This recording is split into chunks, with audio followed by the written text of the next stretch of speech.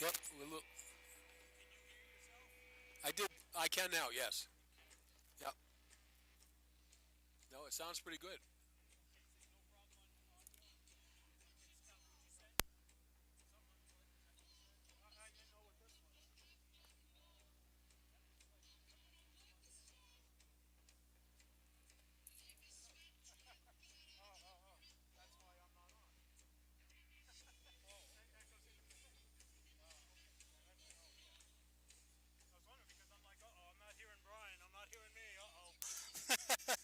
Yeah. All right. That sounds good here.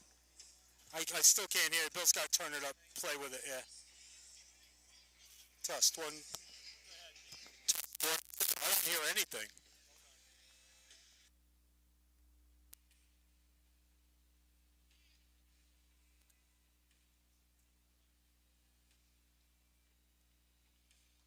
Test one, two.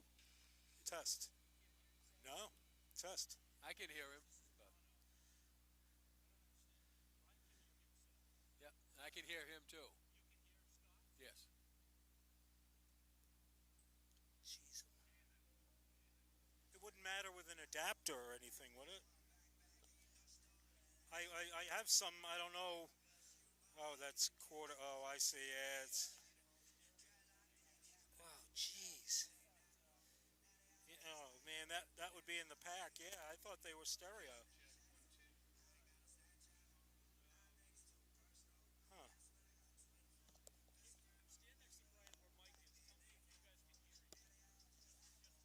Test one, two. Test. I can. Huh. Can you hear me? Yeah, you're a little low, but once that disappears, Okay. I'm back. yeah. I mean, no, I can't. Yeah, I know that. Hello. Hello. Hello. Hello. Here we are at Kennett High School. It's like I say, I can hear him, but I'd be going what because of the. Well, that's going to be gone. So.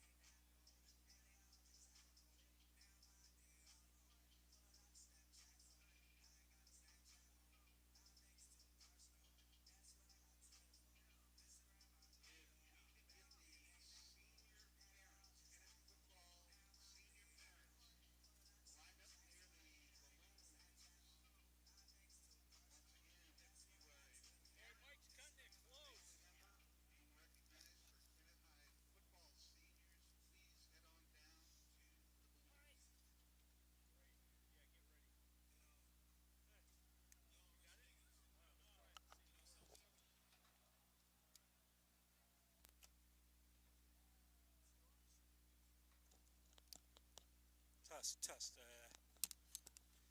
test. I still don't hear anything. Test. Test. Test. Test, test, test. Test. It's moving.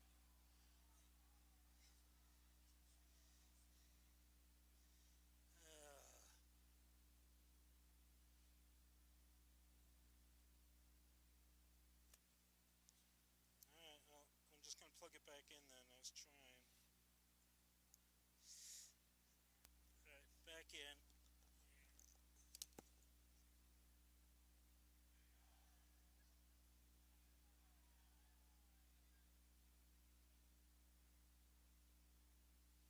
All right.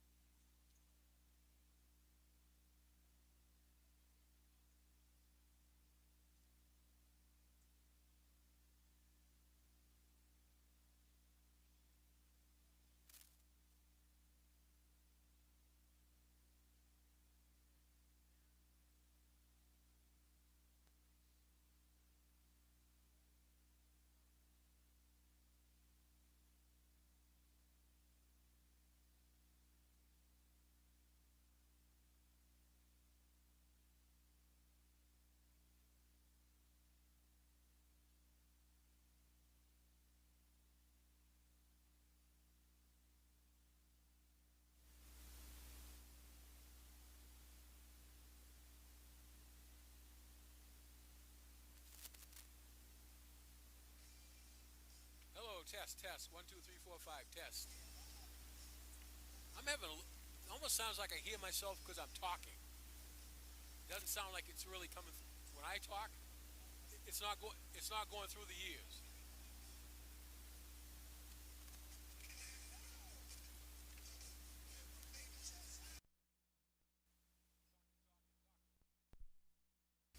It's fine as long as I can hear him. I don't.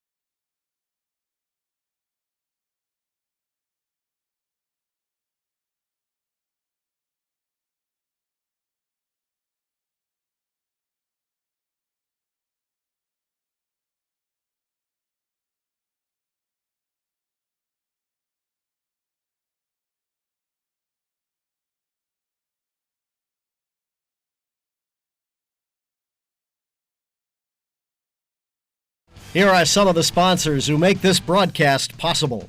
Profile Subaru on Route 16 in Conway. We'll give you more than a better deal. We'll give you a better dealer. North Conway Incinerator Service on Horseshoe Drive in Center Conway, celebrating more than 40 years of business in the Mount Washington Valley.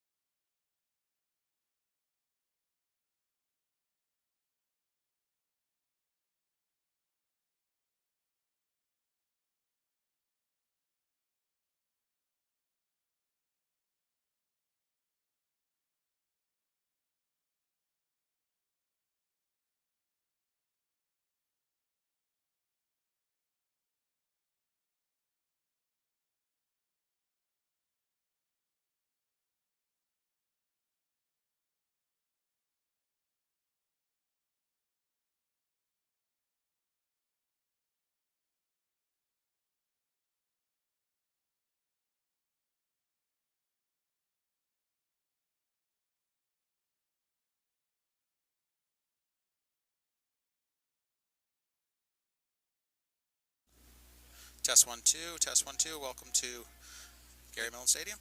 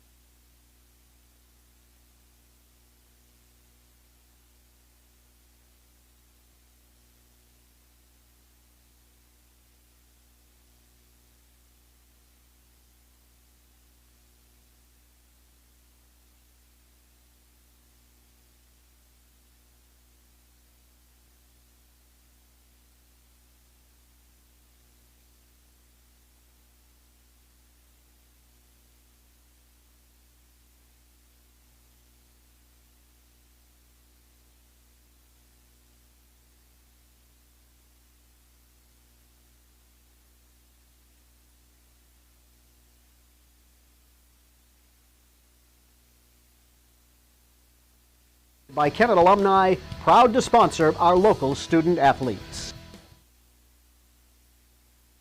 Stadium, I'm Mike Lane, joined by Brian Day here high atop the field. Brian filling in for Rick West today, and we are just... Here are some of the sponsors who make the ceremonies. Yes, and I think there's 8 of them. I think I checked that out. So this shouldn't last that long.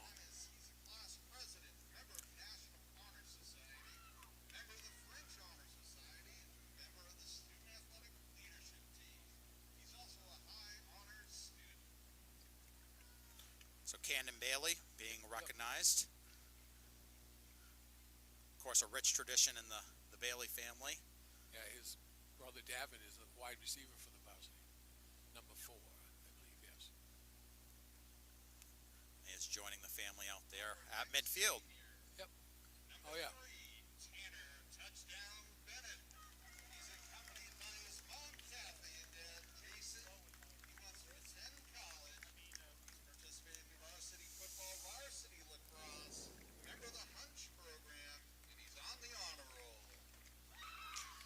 Tanner Bennett now being accompanied by his family out to midfield. Yeah, I see he's not dressed, though. Of course, this is a new tradition, Brian, that COVID has brought us, is that taking senior day ceremonies to opening night, Yep. not knowing what the future may hold. And That's absolutely correct. Athletic Director Neil Weaver started this last year, and I think it was a fantastic idea. Yep. Colin Sheldon. He's accompanied by his mom Amanda, his dad Kevin, and his sisters Kennedy and AJ. He plans on going off to college. He's participated in lacrosse, and he's a member of the honor roll and other varsity sports. Colin Sheldon, cornerback and wide receiver, joined by his family now.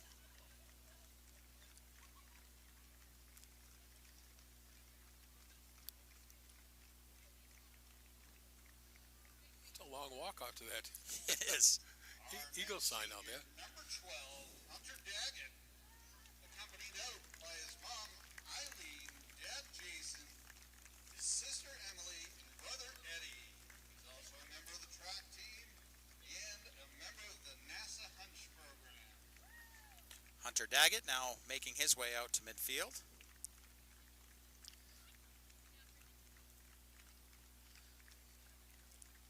For 18's next. Isaiah.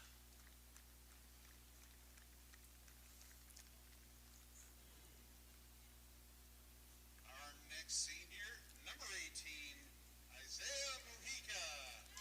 He's accompanied by his mom Jen, his father Jamal, and his brother River. He has plans to play football in college and pursue a degree in business. He's also a member of the varsity basketball and lacrosse team. He's a three-sport varsity athlete, all-state football player, and a high honor student. Isaiah Mojica, the next one, wide receiver and cornerback. Yep. He plays both.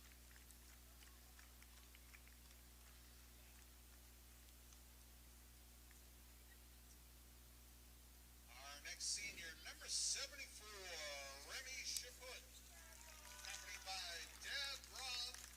He has plans to be a diesel technician.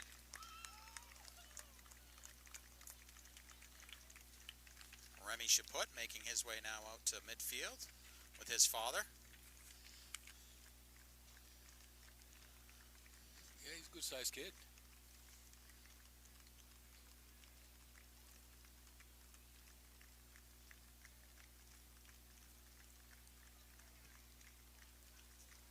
Our next senior, number 88, Brady Robitaille, accompanied by his mom Lisa and his dad Kelly. He has plans on going off to college and studying finance. He's also a member of the varsity baseball team. He's on the honor roll and plays varsity sports. Brady Robitaille now making his way out to midfield with mom and dad.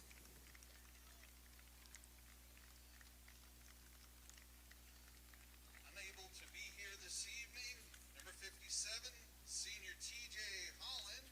But how about a nice round of applause for TJ? TJ Holland not in attendance this evening, but being recognized as well. I hope it's all good, not anything bad.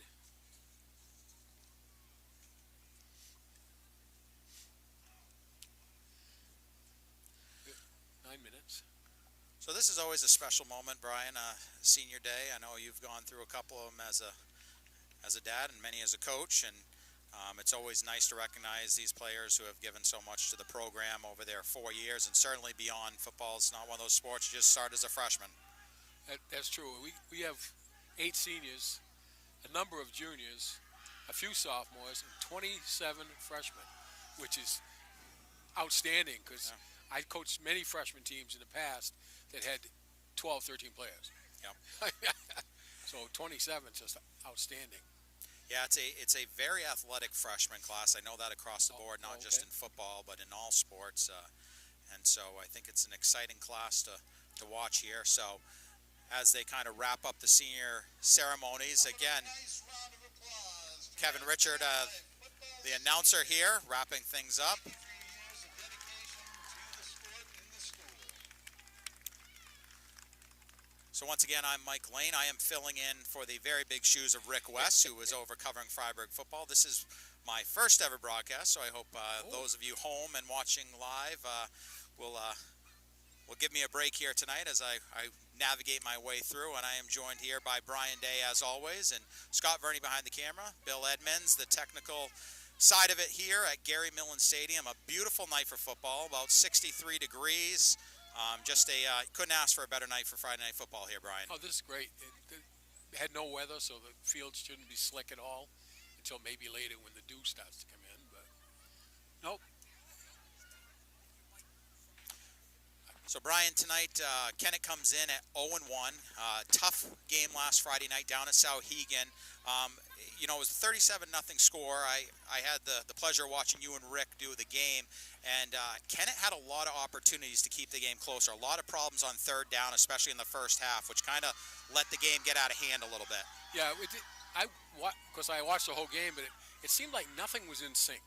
The defense wasn't in sync, the offense wasn't in sync, and the sync wasn't in sync. It was kind of funny. I'm hoping it turns around a little bit tonight. Well, it's not going to get any easier tonight. This Timberlane team comes in coming off a very lopsided win of their own over a St. Thomas club that usually tends to be towards the top of Division II. So I think they're going to have their hands full tonight. But certainly their home opener, I'm sure they're going to have plenty of motion running throughout the game, and hopefully the ball bounces their way a little bit more tonight. Right. The difference here between last week and this week is Sauhegan loved to throw the ball, and that quarterback freshman could throw the ball. And I guess this team loves to run the ball. So kind of looking at both ends of the spectrum here.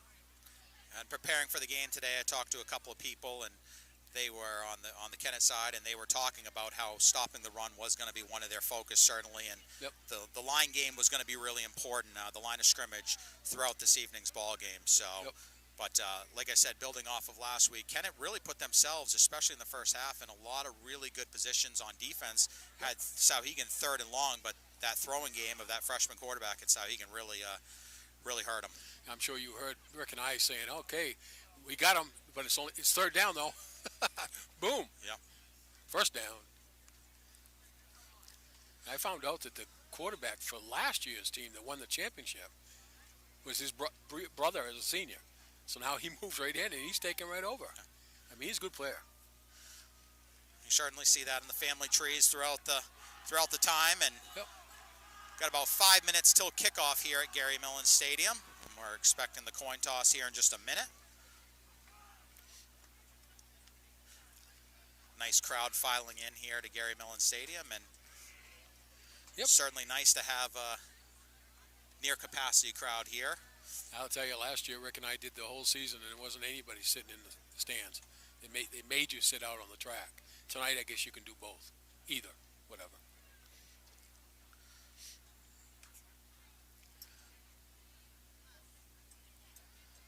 Yeah. So as we said, Kennett coming in at 0-1. Timberlane comes in at 1-0. Welcome to Gary Millen Stadium, Kennett High School, for tonight's Friday Night Lights contest between the Eagles of Kennett and the Owls of Timberlane.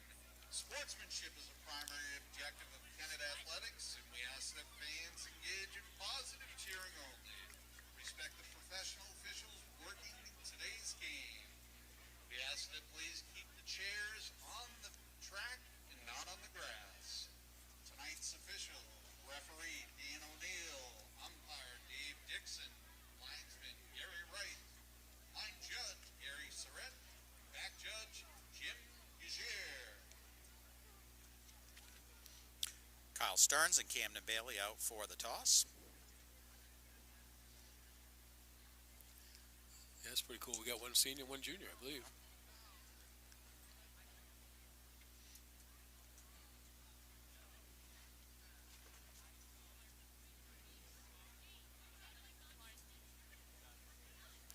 And it appears Timberlane has won the toss. And they have deferred to the second half. And Kennett will start the game on offense. Did you watch any football last night? Did watch a little bit of football, Brian, yeah.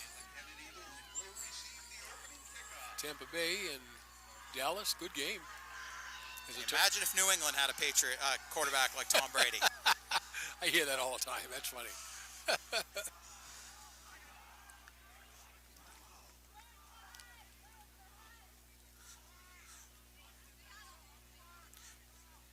So we do want to now ask you, we're going to rise and remove our caps here at Gary Mellon Stadium while they play the national anthem.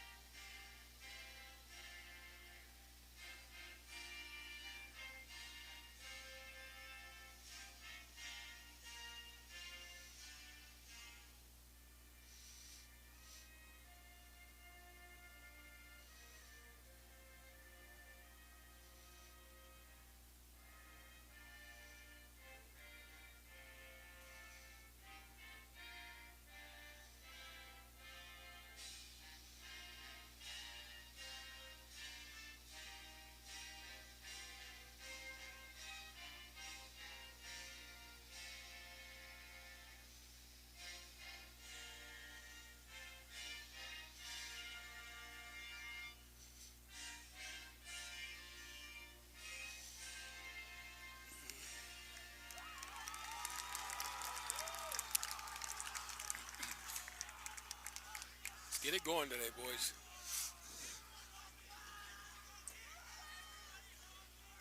Both teams fired up here. Before we kick off, do want to thank the Valley Originals Restaurants, Varsity Beverage, Rod and Rock Construction Development, and Turner Septic Services. They are the official sponsors of the Kennett Football Boosters. And we all know how much Kennett Football Boosters means to this program and how much they do, Brian. It's incredible. I mean, there's so many things that they do that create money for the football team to actually buy new helmets or replace things that broke. It's amazing. It really is.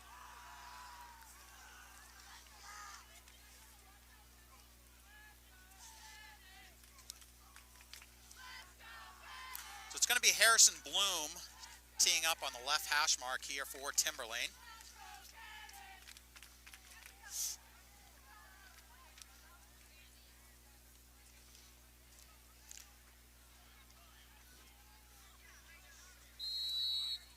It's like Tyler Walcott back to receive. Yep.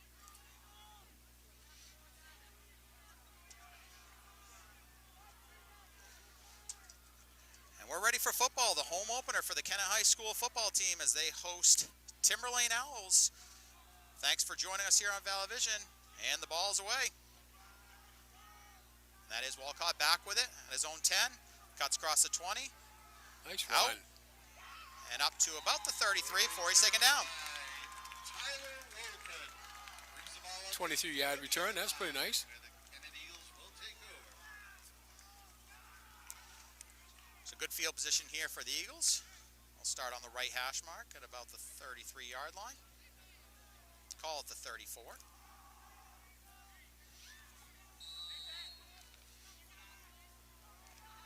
Saw a lot of Evan Karofsky last week. I'm sure we're going to see the same. He lines up behind Bailey here in the backfield.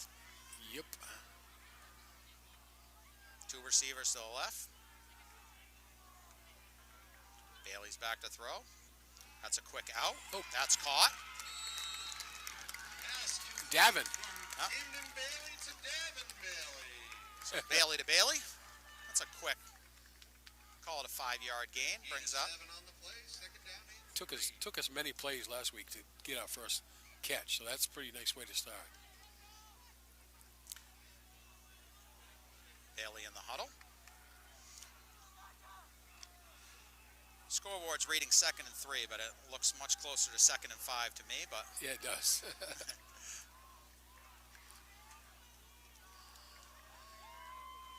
there's motion. Karofsky in motion. Bailey with the pitch. Walcott, he's to the outside. Strung out to the outside. He's taken down. Lost a couple, looks like. Yeah, he's very quick, but he's not big. So if they get around his ankles, he's in trouble.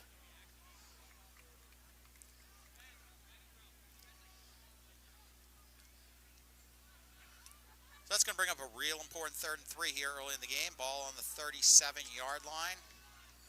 3rd and 7. Yeah, actually. 3rd and 7, actually. I was reading the scoreboard. And I've learned my lesson already, Brian. Larry Meter, come on. There's motion, hand off. Looks like a little trap Ooh. play up the middle, up to the 40, but it's going to be short of the first down. They faked the sweep, and then they gave it to Evan right up the middle. But he's a little short. And the punt team comes out for the Eagles. We had a big problem with snaps to the punter last week. Sam Seavey did the punting last week, I'm sure. And he did actually a nice job of handling those and still getting the ball away. Yep, yep. Oh, he did.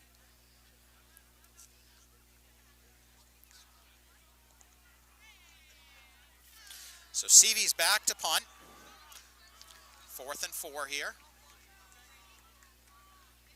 And it's not a good snap. He handles it, and he gets it away. Let's get a roll here. It rolls and comes to a rest at about the 38-yard line. So that's where Timberlane will take over. Yep, now we got to stuff the run right off the bat. I watched the quarterbacks warm up here in the front throwing passes to their receivers, and it didn't look really good. So that's probably why they run a lot. Dominic Copetta is the quarterback for Timberlane.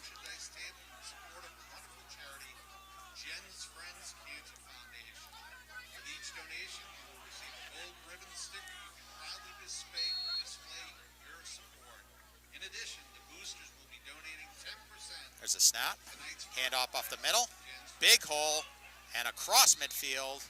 That's going to be enough for a first down. Dominic Valeria on the carry. That results in a first down for the Owls. Where'd he come from, Mike? Do you know where he came from? I did not. He seemed like he came right through on a quick handoff. Oh. Yeah, it could have been the guy on the other side that I didn't see. Looks like the same play. Right up the middle, big hole across the 40 and down to the 38. Another first down. That's 24 quick yards. Almost looks like an option that he's playing off of that, Brian. He kind of held it there like a read option, but Yep. It's a little bit like a slash dive because he's going away from the side that he starts on. Dominic Copetta, the quarterback for the Owls, is a junior, and he is 6'3", 15 pounds, so Good he is a big boy. Yep.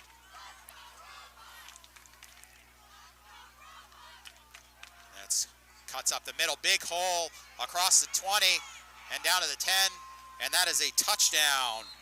That is Dan Post on the handoff, and 3 plays, 63 yards, and Timberlane takes a 6-0 lead. Wow. Hopefully they're not doing anything different than we saw on film, because I know on Saturdays they watch a lot of film on the team they're playing. Nothing fancy there on those 3 plays, Brian, just pretty much right up the middle. Yep. And with 9:33 to play in the first quarter, it's 6-0 Owls. And we'll set up for the extra point. Snap is good, kick is down, and it is good. So with 9:33 to play, it is 7-0 Timberlane. Well, it's obvious we can't fall far behind, because if they run like that, we'll never get back in the game. So Brian, as a coach, you've been on the side of this a lot. You know, you've had a rough first week, and then obviously not a real good start here. What do you tell your players here as you kind of go for your second time on offense here? Well, I would guess that the kids out there aren't doing what they were told to do. The defense, you have to play your spot, your gap. And if you get blown out of that gap, we don't have enough people to cover those. So I'm hoping that it's just a matter of readjusting a little bit on the defense.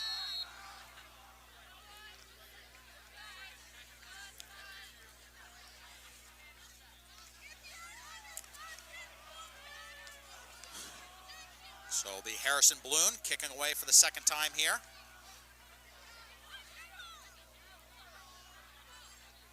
Ball is away and picked up there at the 10-yard line, cuts back and taken down at about the 18-yard line. Tyler Walcott on his second return there, and that's where the Eagles will start their second possession. Yep, Tyler, you want to go north-south, buddy. He's trying to go east-west, and he just didn't get anything.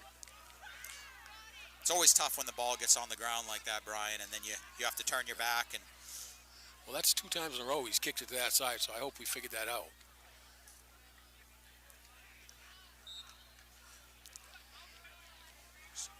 so Evan Karofsky lines up behind Bailey here.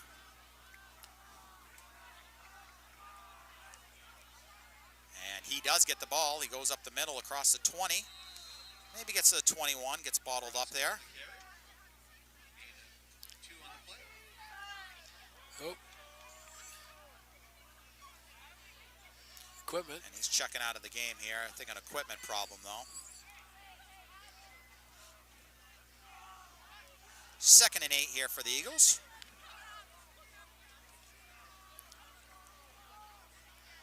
Yeah, we want to stay out of 2nd and 3rd and long.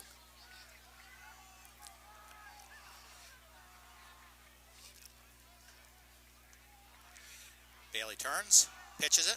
Walcott, he's around the edge. Jumps out to the 25, and that's going to bring up about a 3rd and about, we'll call it 4. Yep, I go with you. Yep, big play. We got to, we have to answer scores, at least with some first downs, and at least try to change the field position. If we punt from here, it'd take them about 2 more plays to score.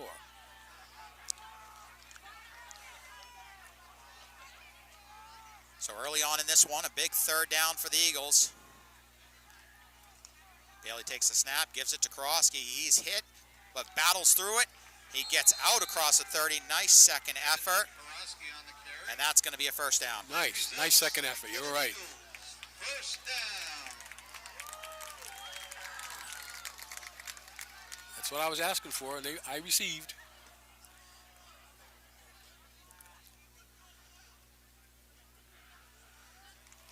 First and 10 from the 30 now for the Eagles.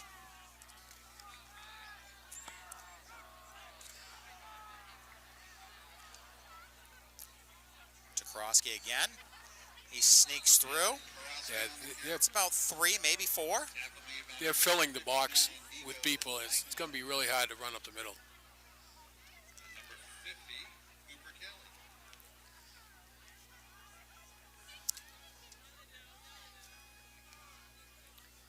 Yeah, we're getting a nice crowd now. Yeah, it is a nice crowd here, Brian. As we said in the opening, a beautiful night for football here at Gary Mellon Stadium. Little bit of a breeze going from left to right on your TV.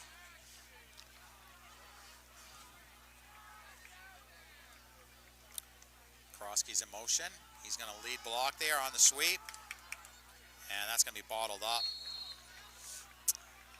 No gain there. Brings up another big 3rd down. Tackled by Nico Langwell.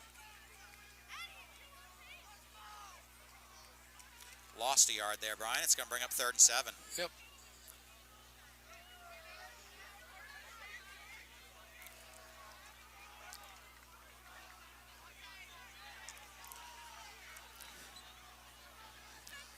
Wow, they're all moving right into the box now.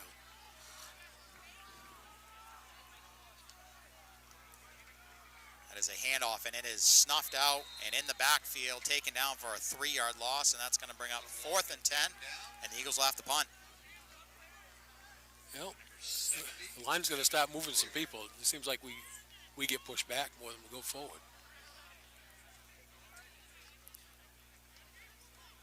Sam Seavey back to punt, and as you said, not a real good snap that first time. Did a good job of handling, getting away. Yep.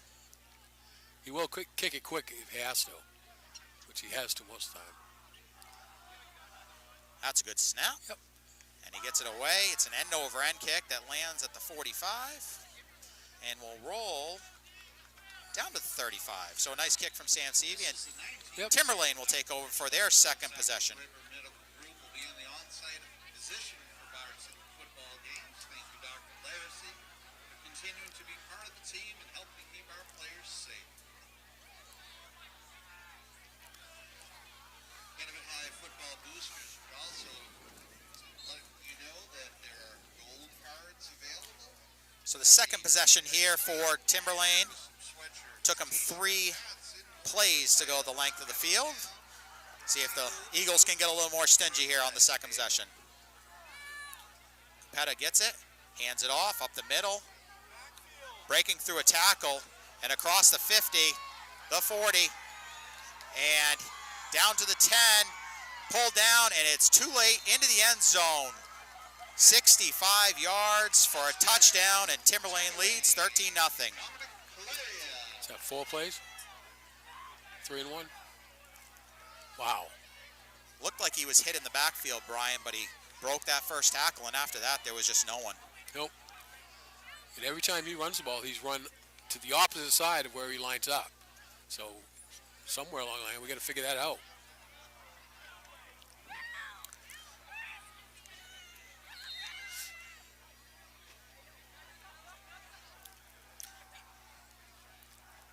So Timberlane will line up for the extra point. Snap is good.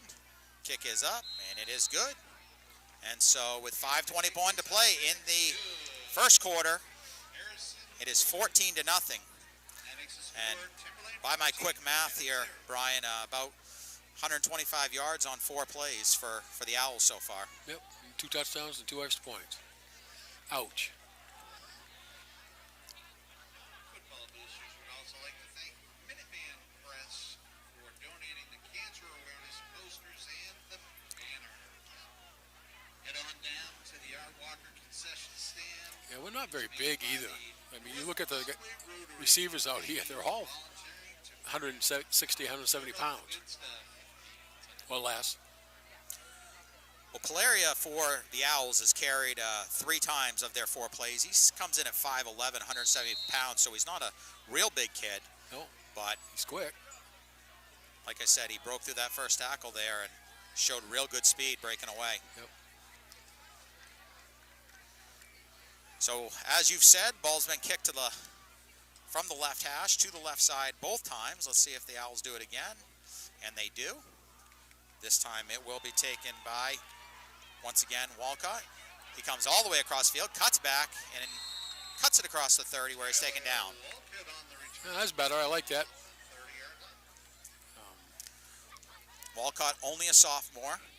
Yep. So he'll be a fixture for the Eagles for the next several years. Yeah, he played a lot last year as a freshman.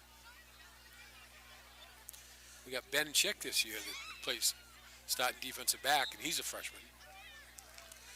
So Camden Bailey takes his offense out on the field for their 3rd possession. They really need to string some first downs together, as you said, Brian. Takes a snap, he's back to throw. Quick out there. And it's going to be about a 1-yard loss there. Ouch. Tyler turned around and bang.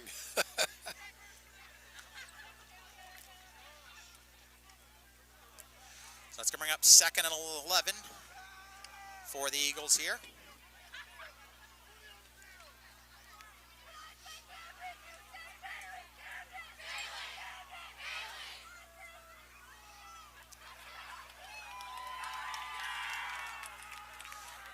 Bailey, the motion, there's a pitch, cutting it up across the 30 there.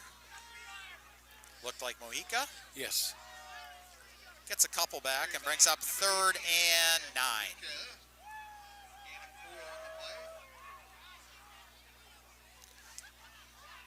You going to run the mile at halftime? I don't think I'm going to run the mile. I don't want to drive a mile.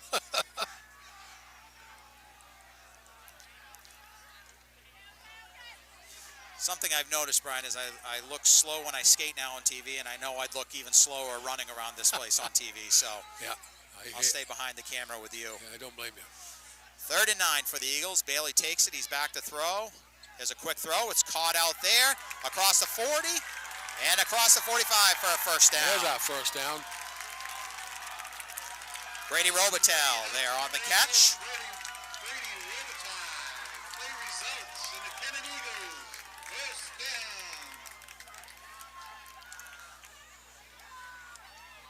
Camden looked real comfortable back in the pocket there. Brian had time to throw and made a nice throw, and then Brady did a nice job of extending that and getting across the first down. Yeah, threw a nice pass and we finished it. That was nice. Nice right there.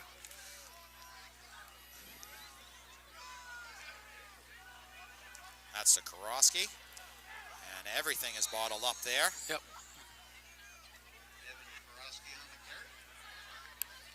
If we're going to do that, we got to do it out of shoot formation or something so we can get some people out of that box. If we go in there with everybody inside and one wide receiver, they're just stuffing it.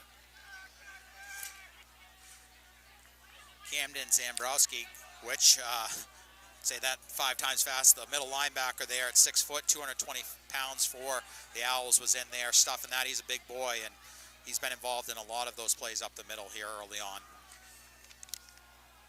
Bailey hands it to Karofsky. He breaks off a tackle, tries to run away from it, but he cannot get away, and it'll bring up 3rd and long for the Eagles.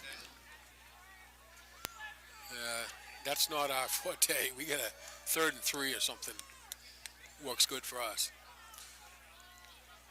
Well, we're looking at about 3rd and 12 here for the Eagles. They got to throw. To think that we're going to get 12 yards on one play running is probably not right.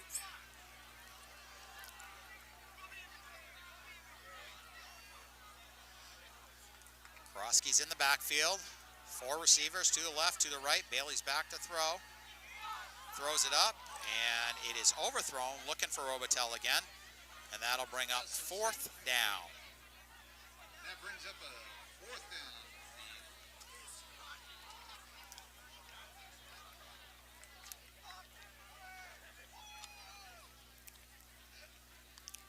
I just hope the kids don't get discouraged. We're playing 2 of the best teams in the Southern Division right off the bat. And then we play a lot of teams, Guilford, Pembrokes, Merrimack Valley, teams that we should be able to beat. But not if we carry these games with us. Seavey, his 3rd punt of the game, gets it away. Nice bounce all the way down to about the 24, and that's where it'll be down, and the Owls will take over. 2:11 to play here in the first quarter. 14-0. Owls lead the Eagles. Nice punt, Sam. That was a good job. So, Brian, as a football coach, obviously a different dynamic with the amount of players you have on the sidelines. I mean, how do you go about conveying that to the players on the sidelines to stick with it when you get down quickly like this? Well, I think it's just that you have to preach that thing during practice. They have to understand that before they ever get here.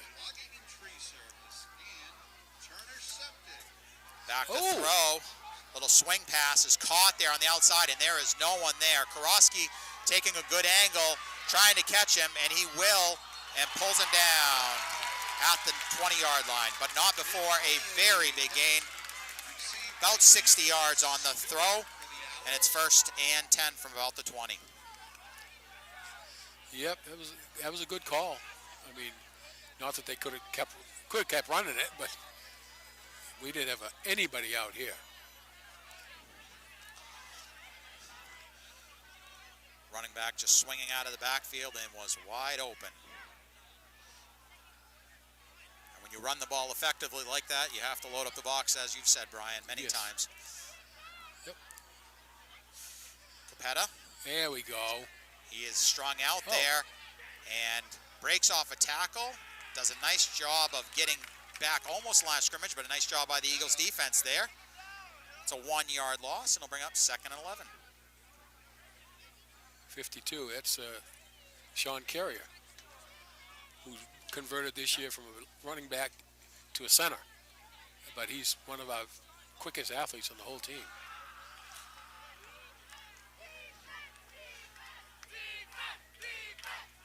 Second and 11 here. Capetta in the backfield. Next to Pleria. Hands it to Pleria. He shifts and shimmies up to about the 15, maybe the 16.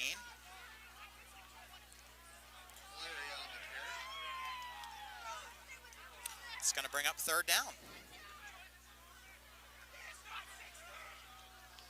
One more play and we finish the quarter. Oh, I shouldn't say that because if they score now, then we'll get about 5 more plays. We'll think positively here. Big play for the Eagles defense, 3rd and 5. Inside a minute to play in the first quarter. There's a little option. Now back to throw. Cuts, and it's knocked down there. Couldn't tell Brian if he was going for the wide receiver who had snuck out of the backfield or the receiver who was covered very well in the backfield, but that's going to bring up 4th and 5. It's almost like the receiver that was almost blocking while the pass was in the air. He might have been able to turn around and catch the ball, but he didn't see it. What do we got here? 4th. 4th down and 5 from the 36, and it looks like they're going to kick a field goal here. Yep.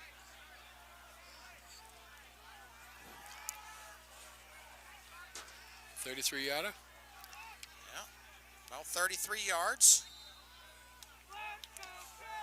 It's going to be Harrison Bloom. There's the kick. It is up. Good leg. And it is good. Yep. So with 30 seconds to play in the first quarter, it is 17-0 Owls. Timberlane Owls 17, and it's 0. Football boosters would also like to recognize. Certainly in high school football, having a kicker, Brian, is just such a weapon. Yeah, I don't even know if we have a kicker because I haven't seen him kick at all. I saw the Spalding Jamboree, and we did 10 plays. And then I saw last week's game when we never scored. So if we have a kicker, I don't know about it. Davin Bailey, freshman, he kicks off. But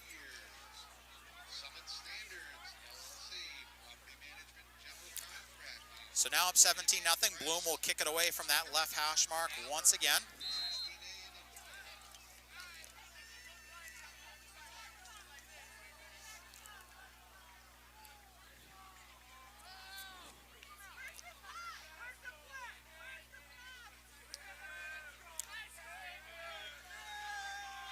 Bloom approaches the ball, and he kicks it away. Deja vu. Right back to Walcott again. He cuts across the 25 out to about the 27, and that's where he'll be taken down, and the Eagles will have their 4th possession.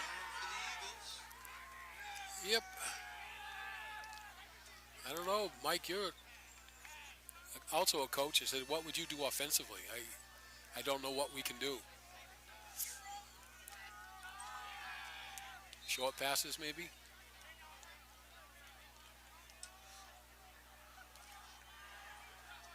So the Eagles will line up on the right hash mark at the 27-yard line. 1st down and 10. And Bailey is going to throw.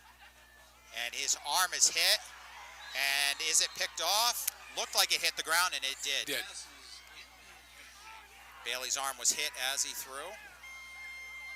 Good effort by Timberlane, but they could not come up with it. Eagles catch a little bit of a break there, and they'll bring up 2nd and 10. If you're going to get pressure on the quarterback up the middle, we're in trouble. Because Camden, nothing against Camden, but he's not very mobile. And if you're going to make him throw the ball with people in his face, we're in trouble. And it's going to be to Karofsky. He's going to try to bounce it out. Now he's going to cut back. He does a nice job of making something out of nothing there. Got that right. It's going to bring up 3rd and 8, and that's probably going to bring us to the end of the first quarter here. Yeah. And it will. So that is the end of the first quarter here from Gary Mellon Stadium. It is Timberlane 17, Eagles nothing. And a big 3rd down and 8 for the Eagles to start the second quarter here, Brian. Don't forget who will be running the Millen Mile during halftime. Millen Mile. Folks, if you have chairs In the Millen Stadium. at halftime, we're going to ask that you clear the track so that we can run the Millen Mile, not the Millen Mile obstacle course. Thank you. Kevin Richard on the mic, throwing a little comedy in here to keep people's spirits up. Yep.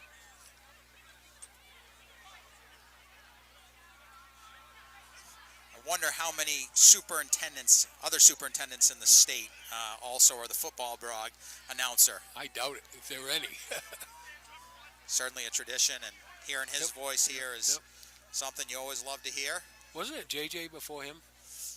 Do you remember? I honestly do not remember. I can't remember who was back when I was here, obviously.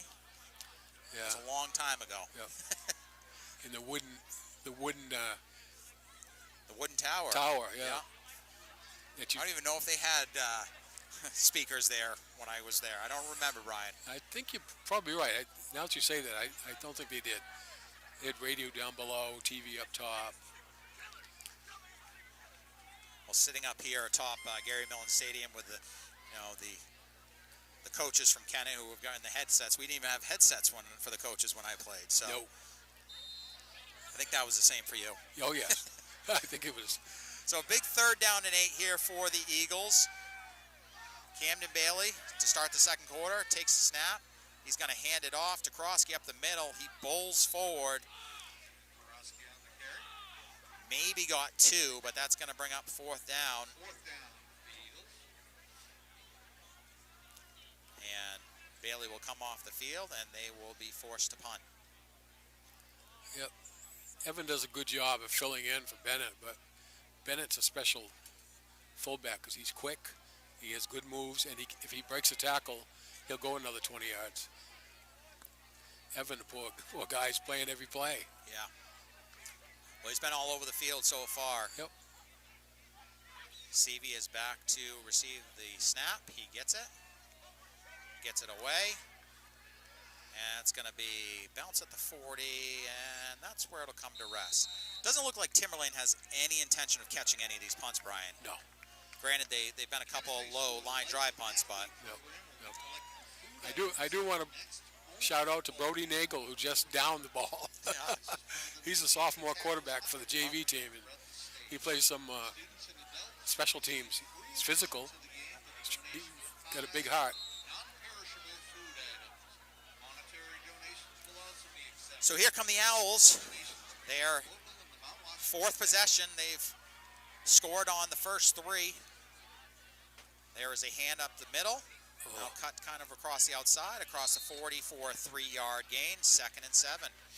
Yeah, they pulled the whole middle of the line and pulled them out to lead him. So I think that's what's happening. They're actually trapping us. Was a 3-yard gain, so 2nd and 7.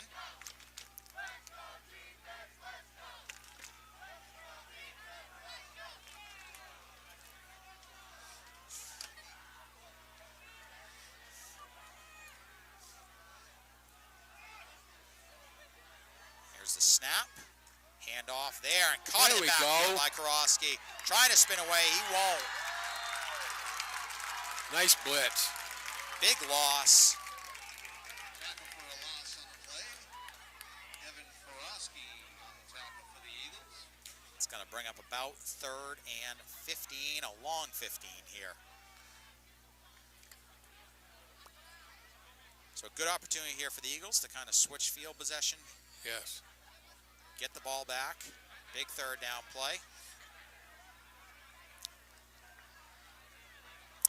Valeria in the backfield, back to throw. Ooh. He's being chased out of the pocket. Kind of loses his footing and taken down at the 35. And it'll bring up 4th and 15. Kyle Stearns coming from the backside, chased him out of the pocket. Behind the line of scrimmage, brings up Kyle Stearns, very good athlete. As you said in the opening, out there for the coin toss. So obviously, even as a junior, a good leader on the team. Yeah, a lot of respect, yep.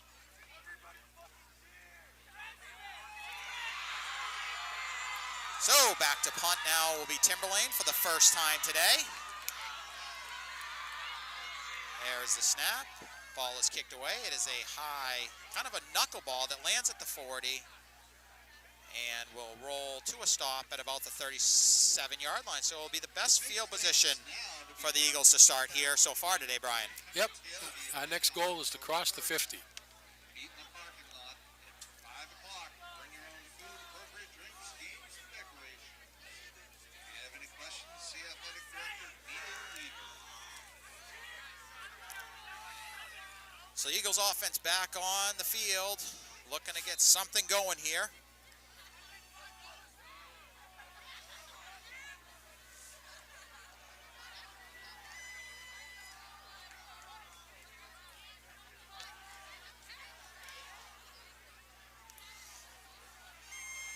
Bailey is back.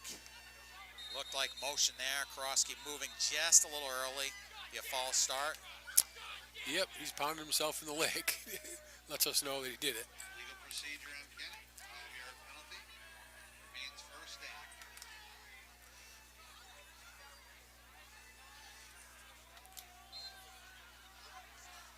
First and 15 now for the Eagles from their 32.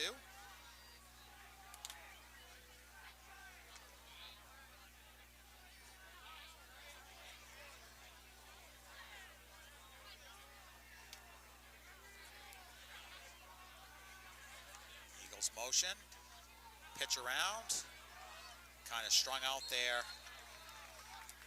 Maybe a 2-yard gain there for Walcott. Second and 13. I do like running to the wide side of the field more than I do into the sideline.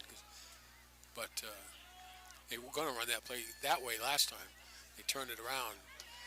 Still didn't work.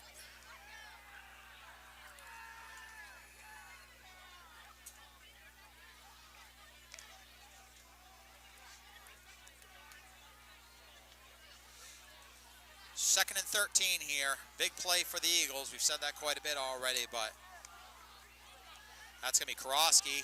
He cuts through, picks up about 4. Gets back to about the original line of scrimmage. You're going to bring up 3rd and 10.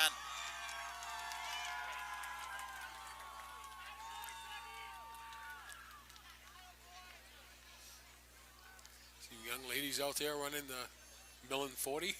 Yeah, we got some runners Ooh. staying entertained. She did a nice cartwheel. So we have 3rd down and 10 for the Eagles. Bailey takes the snap, looking to throw. He's got a man behind the D, turned around, and it is intercepted. Looking for his brother there on the pass. Yep. He had a step on him, Brian, and Camden unfortunately just underthrew the ball just a little bit. Yep. And a nice play and an interception, and Really nice play by Davin. yeah. Because he had a lot of running room if he could have broke out of Davin's tackle. Certainly, you don't want to turn the ball over, Brian, but that turnover on 3rd and long doesn't really hurt you because No. essentially it was a punt. Sure. So, Yep. And if he doesn't turn around, it might turn it into a touchdown for us. so the Owls are back on the offense here.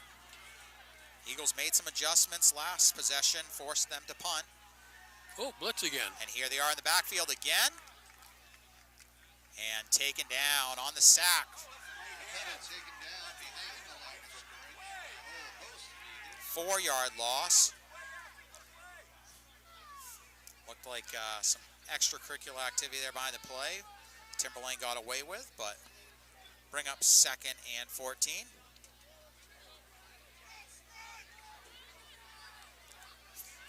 .55, but I can't read my thing. Got hammered after the play. Split way out to the left here for the Owls. Back to throw. Looks like a screen pass. Intercepted.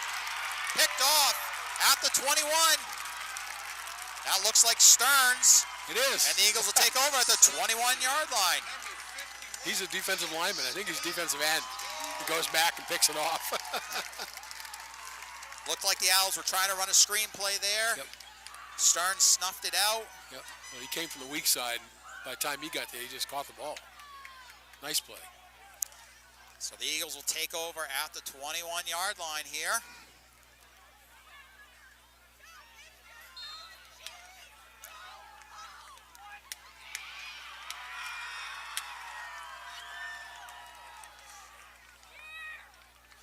There it is up to Karofsky. There's a hole, and he cuts across the 20 for about a 3-yard gain. Karofsky on the carry. Interesting strategy, though, Brian. As a coach, it seemed like Timberlane was being real simple, just running that trap play and just eating up the Eagles. And then they seemed to try to get too cute these last couple of possessions, and it's cost them. The only cuteness was that one pass play. The guy was wide open out here. But other than that, nothing's really come together that way. 2nd and 7 here. Karofsky in the backfield behind Bailey. 2 receivers split out. Bailey takes it. He's going to hit his brother Bailey across the 10, and it'll be first and goal. Nice slant. Nice slant from the left side. Camden Bailey. That results in the Kennett Eagles first down. The one thing I see, Mike, is we have a little more confidence this week. Last week it got out of control so fast, and everybody's kind of down at that point. But here we're fighting. Scoreboard doesn't tell you that, but I think we're fighting. Well, certainly watching the game last week, too. He has a good arm. He's a good athlete. He comes from an athletic family, obviously, and I think you're totally right. Just needs to get comfortable back there, have a little bit of time, because his motion is certainly is real solid. Oh, yes, absolutely. So first and goal for the Eagles with 5:40 to play here in the first half. Robitel to the right, to the left is Bailey. Camden Bailey takes the snap. Going to look quick and can't find Robitel. Bailey got hit pretty hard after he threw that. Yes, he did.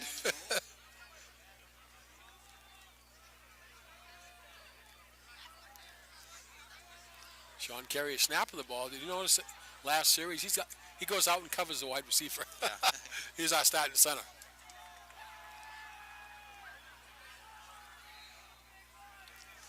So second and goal from the 9. Clock stop with 5:28 to play here in the half. Krosky back in the game. He just had to come out for a play. And they're going to hand to him. Makes a cut. He's across to about the 8. Krosky on the carry. I don't think he fumbled, did he? No. Looked like he maybe lost it for a second there at the end, but the official had him down, came in, was very adamant about it. Yep. What we got? Third and goal from the 9.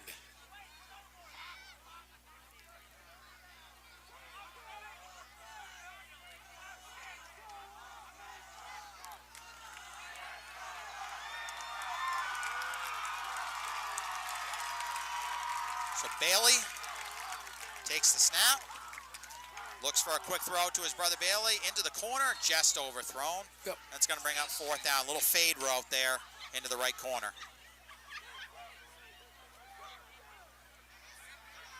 Fourth down and goal for the Eagles. Looks like Bailey will stay on the field here, and they will go for it, it appears.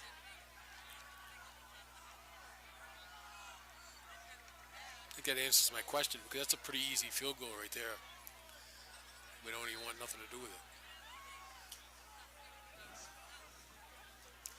How about a screen? Receivers split out to the left and right.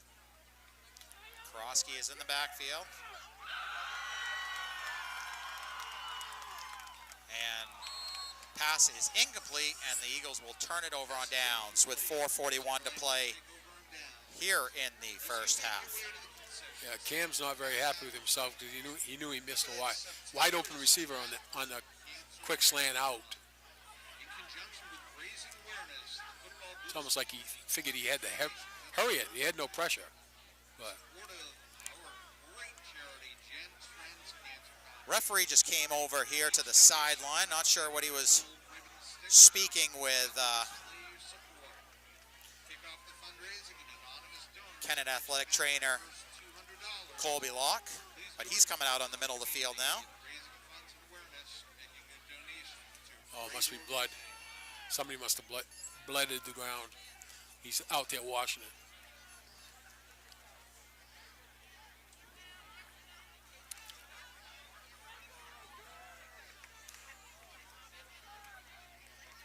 That's my There's not much Colby Locke doesn't do. No.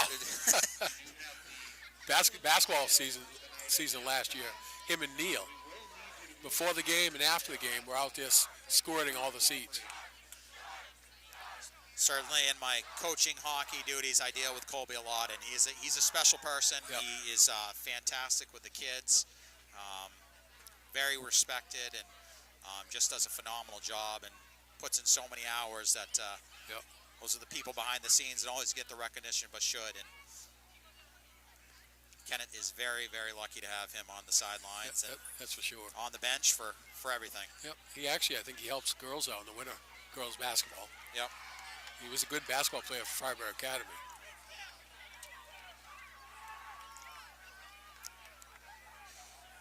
So big defensive possession here for the Eagles. Owls take over and under center for the first time today. Handoff there, up the middle. Doesn't look like much. We've made some adjustments. We seem to be taking care of the run much better.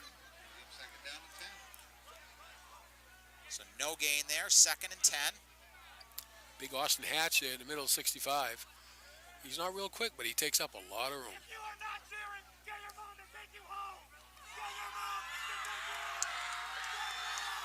Kennett faithful trying to get behind their team here. 2nd and 10 from the 8-yard line. There's a handoff. Cuts back across the middle, though. And out across the 20 to the 23, and that's going to be enough for a first down. That was a great cut. Did you see that cut? That was a very good cut. He was going to get tackled. All of a sudden, he went that way, which nobody at home can see, but I'm pointing to my left. Yeah. Well, that was Polari again. He's been all over the field here this evening. And always the danger here, Brian, because the Owls will receive the ball in the second half. You don't want them to, turn it over on you twice. Score at the end of the half and score to then get the ball to start the half. So. Yep. Confusion somewhere. So I think there's still maybe a problem with that area, Brian. It looked like the same kind of area there, and so they moved the ball over to the right hash now. Yeah, that's odd.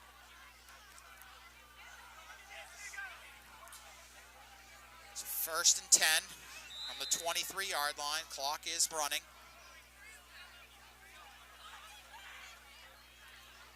There's a handoff there, and out across the right, down the sideline, and taken down there at the just across midfield there. Sean Carrier ran him down.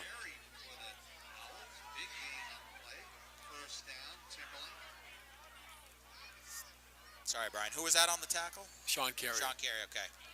I do apologize. I am missing a couple of people on my roster, so. Yeah, I got the Sean old roster. Carrier is not on my roster, so I apologize. 52. So it's another first down for the Owls here from the 43. Handoff. Cut back to the inside. Taken down at the 40 after a gain of 3. Yeah. I watched that defensive end that time.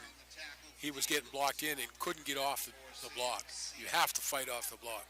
If you just allow them to stay in front of you, you're done. Sam Seavey on the tackle there. From the backside.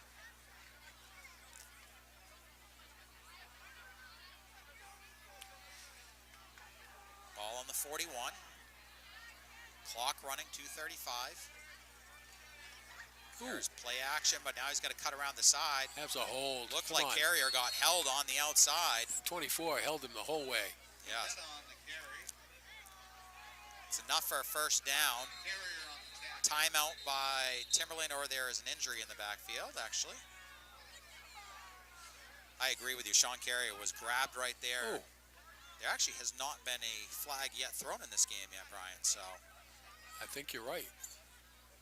But that was blatant. Right in front of the side judge. If we can see it up here, I think they should be able to see it down there. Yeah. And it's not Walcott. I thought it was 20-something. So 2:27 on the clock here. Again, Mike Lane here, high above Gary Millen Stadium, filling in for Rick West along with Brian Day. Scott Verney behind the camera, Bill Edmonds taking care of all the technical stuff. Flying the flagship. Yes. And Karofsky. It was 20. That's someone they can't afford to lose. No.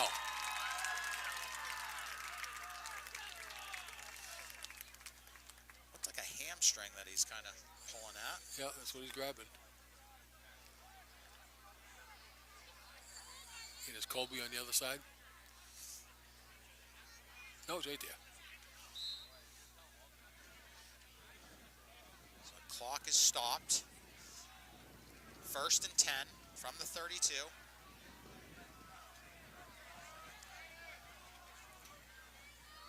Back under center is Capetta. He's going to hand it there to Blaria.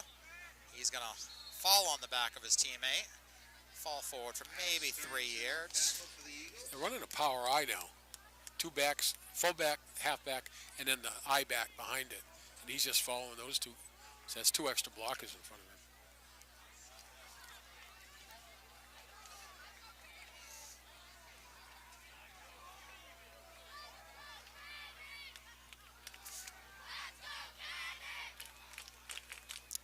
Inside 2 minutes now to play. Yep. All power. Capetta lining up and handing it again. Cross the 20 or close to the 20. Blaria once again, and he's close to a first down. Just short. Just short, yep. Bring up 3rd and 1.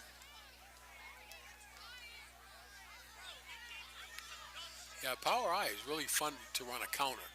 It's easy. You run the tailback and the halfback and then counter back. Uh-oh. Out across, and that's going to be well across for the first down. Inside, down to about the 15, it looks like. 1:09 remaining here, and a big stop for the Eagles. They really need it here. Right, like you said, we kick off to them and start the second half.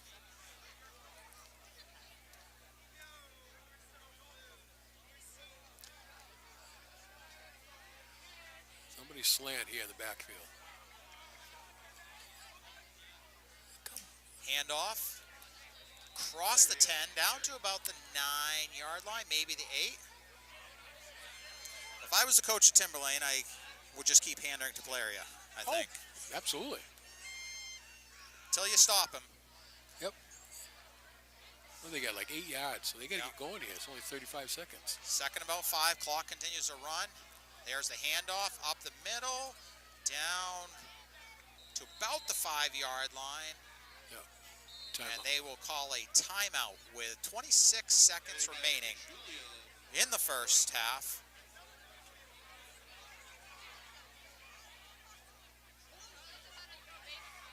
Don't forget, halftime with the Millen Mile. We will need folks to clear the track at halftime. It's a great event.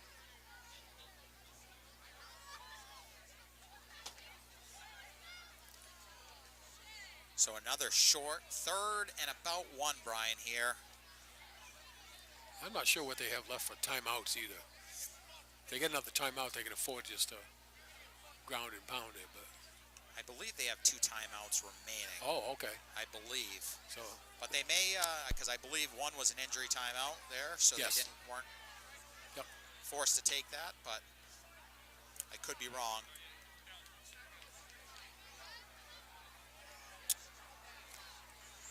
So here it is, 3rd and 1 from the 5-yard line.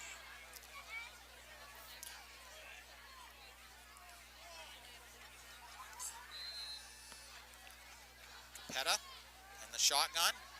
He takes it. He's going to take it himself. Across, inside, and in for a touchdown. he followed his 3 backs, took them right through the hole. For the Timberlane Owls. Cut right through, and that extends the lead to 23-0 with 22 seconds remaining here in the first half.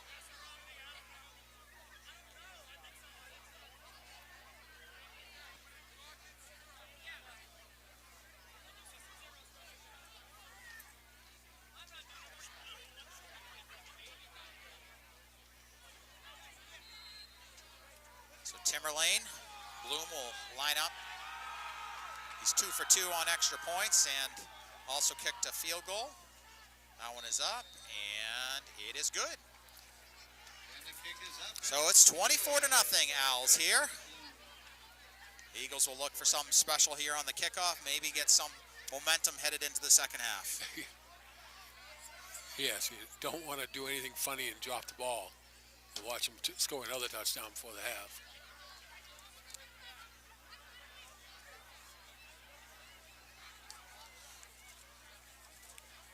we have a quick moment before the kickoff here. Want to once again thank the Valley of Originals Restaurants, Varsity Beverage, Rod and Rock Construction Development, and Turner Septic Services, the official sponsors of the Kennett Football Boosters. Rotten Rock, isn't that Merle Sweeney? Sorry? Rotten Rock is Merle Sweeney, isn't it? I think he's he bought that. part of that. It's Henry Shaw is the Okay. brains behind it, but Merle Okay. heads up the concrete Yep. portion. So. Right.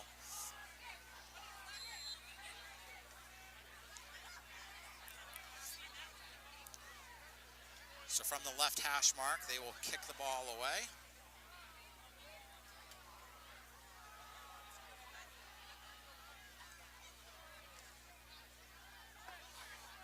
Bloom approaches the ball and is end over end. It's a drop there, picked up, across the 20, tripped up and up to the 24 there. It was Brody.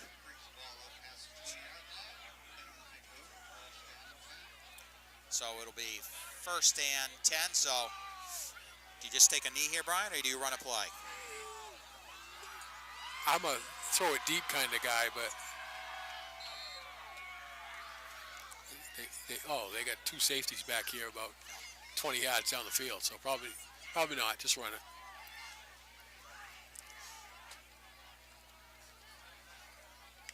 Bailey will take it. He will hand it off right up the middle. A little bit of a gain there. Karofsky is still not in the game here, so. Tavin Porter. Yep.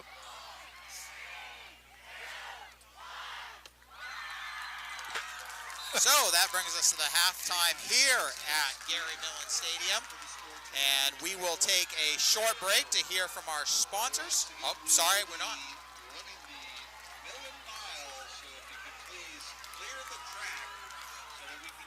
I apologize. We are going to stay here and watch the Millen Mile, which will take place here. Brian and I will step away when they do so.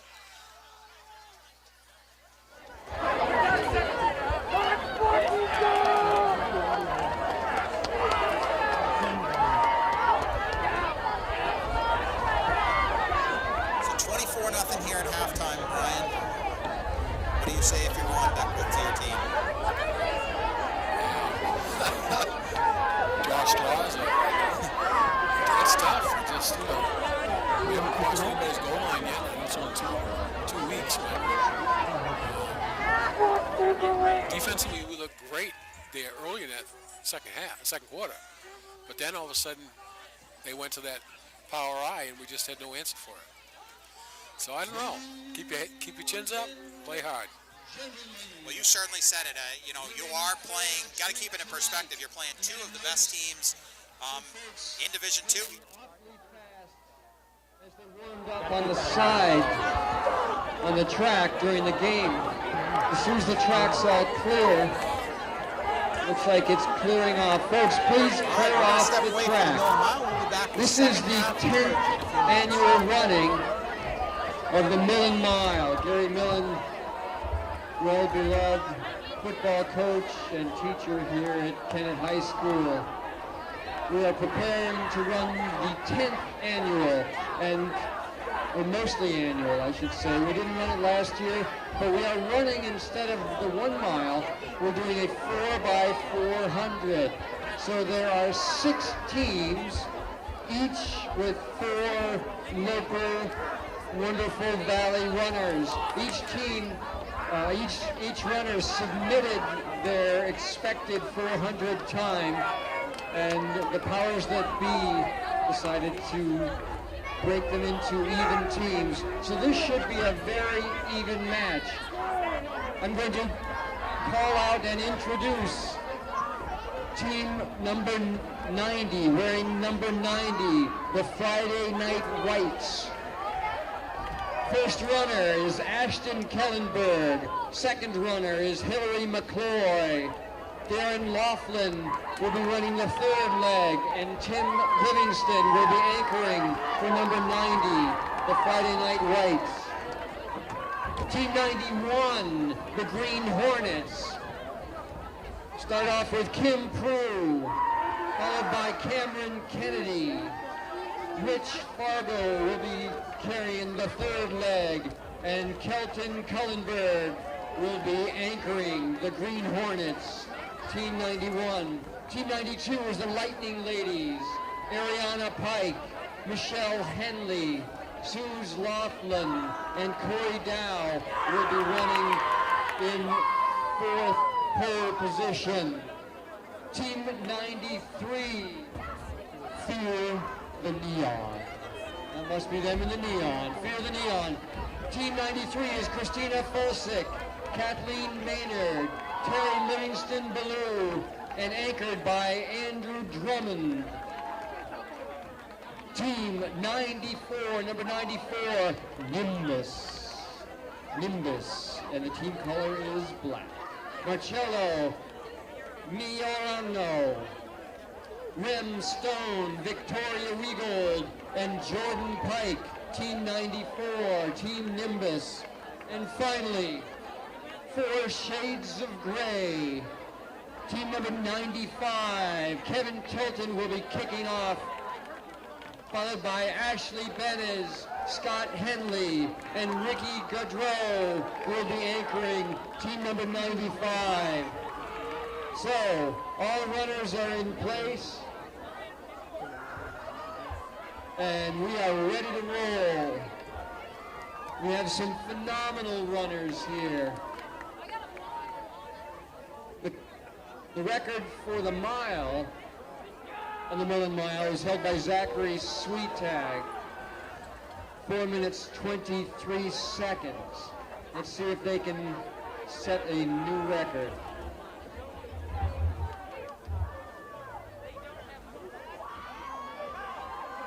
And they're off.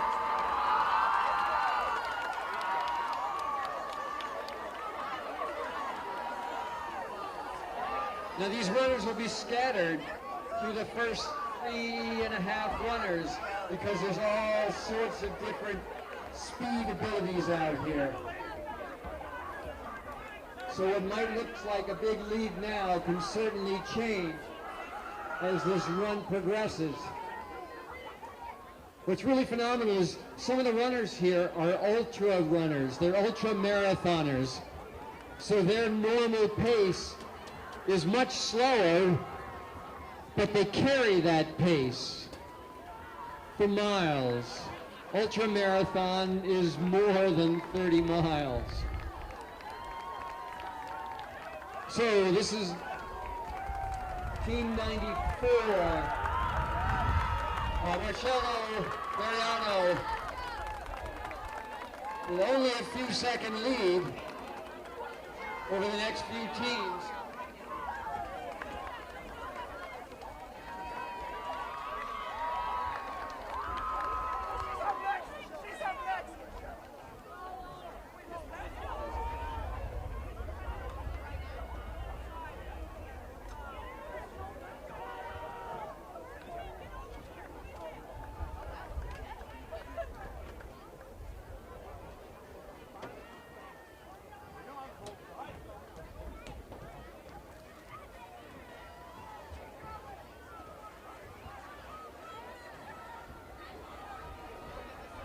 And this is the second lap. First runner coming around the second lap is still Team 94. This is Rem Stone. Rem Stone is the course record holder of the Mid-State Massive 30-miler. That's a 30-miler running. Looks like Hillary McCloy is close on his heels. And Cam Kennedy on Team 91 closing it in as well. Here comes Team 93.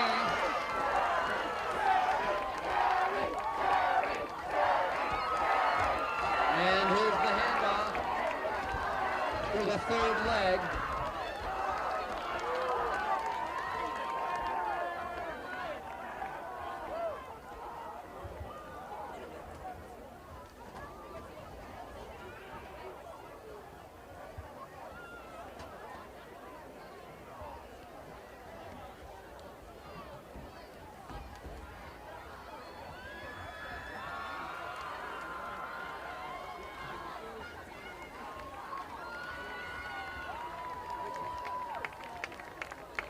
Team 94, third leg.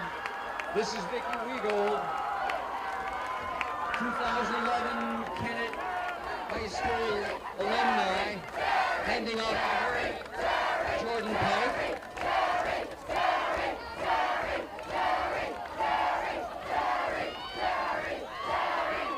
Terry Livingston below, American record holder in this. Karen Laughlin coming close. And here come Red Stone, closing it in. This race is not done. There's Suze Laughlin on Team 92 and Scott Henley trying to close in on Suze, handing off to their anchor legs. And now we're into the last leg where anything can happen. Although it's a pretty big lead for Team 94. Jordan Pike putting on the afterburners.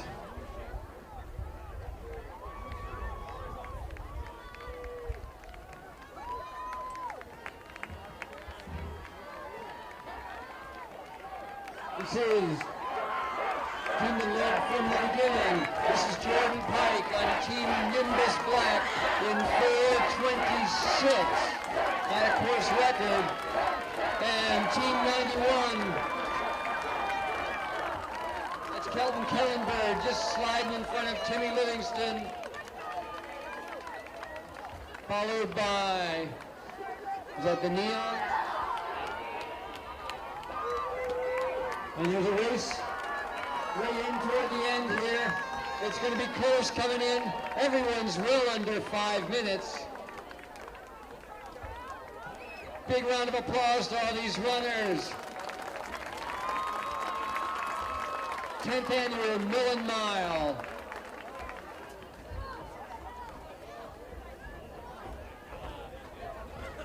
'24 of the top Valley runners.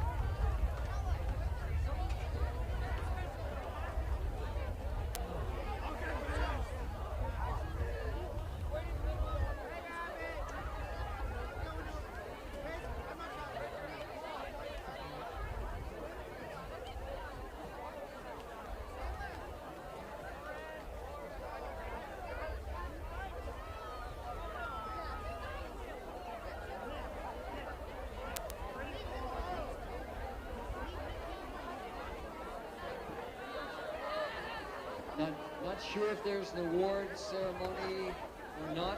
But once again, Team Nimbus, team number 94, led from the beginning with Marcelo Majorano, handing off to Ren Stone, handing off to Kennett alumni Vicky Wegold, and finishing off in a burst of speed was Jordan Pike, this year's winning Millen Mile team.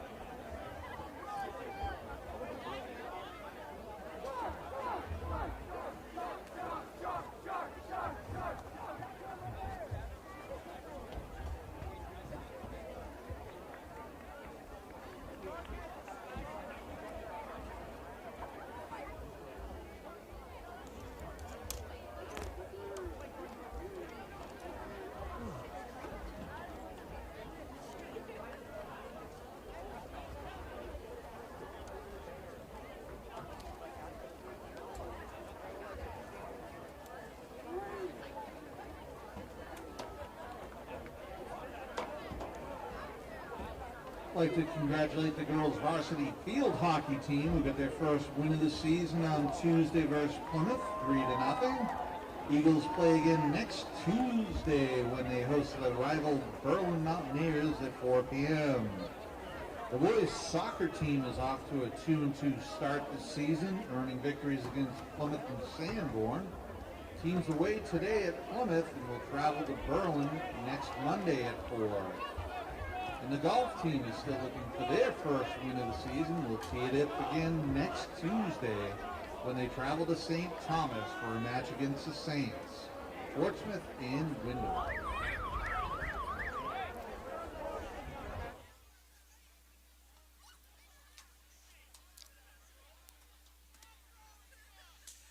Welcome back to Gary Millen Stadium here in North Conway. Mike Lane filling in for Rick West tonight alongside Brian Day, Scott Verney behind the camera, and Bill Edmonds.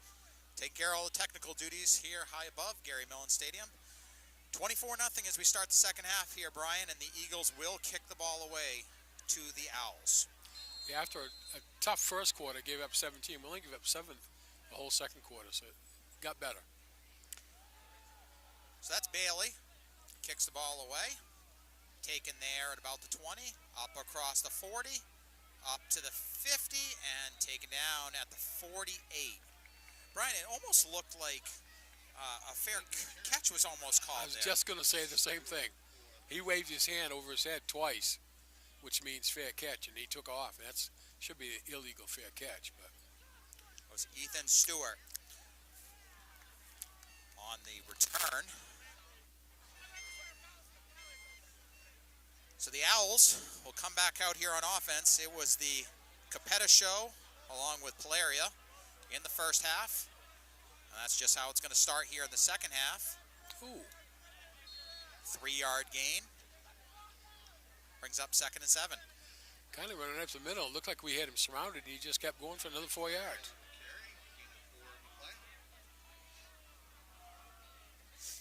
Good news for the Eagles is Evan Karofsky has returned to the field for the second half.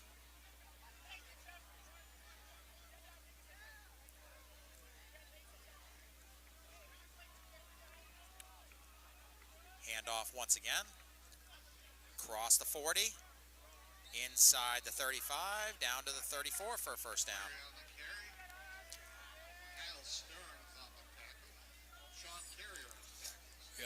Yeah. I was going to say, poor Sean. He's getting hit every time he snaps the ball, and he's making most of the tackles. Have to count it up, Brian, but it seems like a majority of these Eagles are playing on both sides of the ball. So, Yep. Like I told you earlier, that the 27 freshmen, you think you got numbers, but the numbers are young. handoff inside the 25 down to the 23. Oh, flag. No. Somebody's foot, I thought it was a yellow flag. No, head referees calling these two guys together because they kind of after the whistle activity. I like that. Good way to control the game. Yep. Don't call any penalties. Have we not seen one yet? We have still not seen a penalty. No, we are. Oh, my gosh. That's amazing. And other than that one hold that we saw early, late in that second quarter, I don't really think there should have been one so far. So Right. that I've seen at least. No, But I agree. handoff up the middle. Looked like that trap play again. Yep. Tackle made by number 65, Austin Hatch for the Eagles. Oh, the big guy. Austin Hatch on the tackle. Always like to hear those linemen down in the trenches getting their name called, Brian. Yes, absolutely. It's where it's going to start from. And then the other guys behind will help you. But if we don't get any tackles on the front line, we're in trouble. Coming right at you, Austin. Way the hell up. Hand up the middle. Pile is moving inside the 15. Yep. And I believe that's going to be enough for another first down, if not very close. No, they're going to call it Third down. Just short.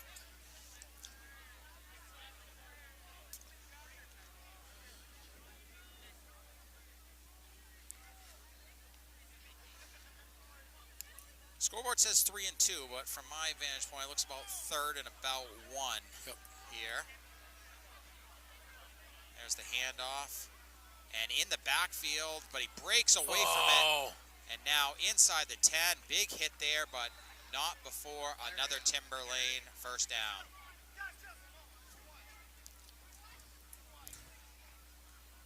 As we said, Polari he's 5'11", 170, but he seems to be running a lot bigger than that, Brian. Yep, sure does.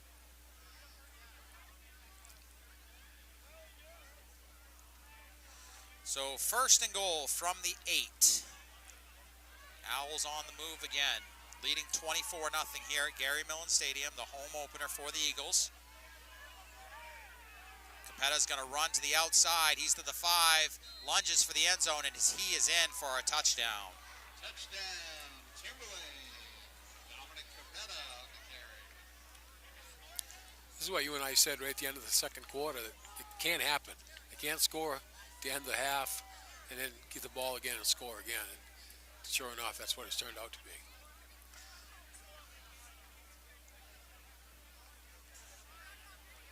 So the extra point will be attempted by Bloom.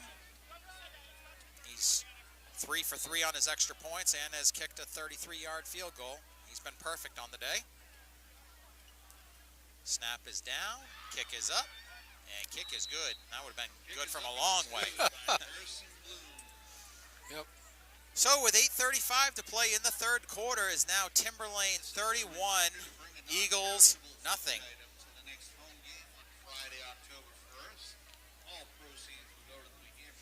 Well, we'll see what Coach Beckwith made for changes on the offense at halftime.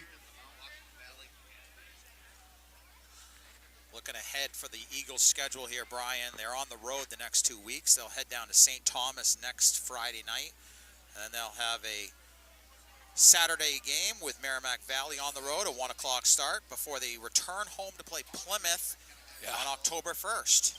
Yeah, well, take Plymouth out of that whole mix, then we had a pretty good second 7 schedule, but I'm sure Plymouth will be loaded again, as usual. I don't remember the last time, though, Brian, I've seen Plymouth down in week 5 of the schedule. It seems like forever. They've always been week 3, right, forever, so. No, 5's way down. Because after that, we got Pembroke, Belmont, Guilford, Kingswood. Yep. We got some teams. Belmont, Guilford, and Sanborn, and forgot Pembroke, and then finish with the Knights here at home. That kick is out of bounds, so that will be our first flag of the game, Brian. Can you imagine? Yeah, kick it out of bounds. Hey, that's the number 1 flag. And believe it or not, it's 31-0, Brian, but the Eagles are winning the turnover battle here. They have got the only turnover of the game, an interception by Kyle Stearns. Yep. Unfortunately, weren't able to capitalize on it. Got the ball down inside the 10, but stalled out. So Bailey will have his offense back on the field here, starting at their own 35.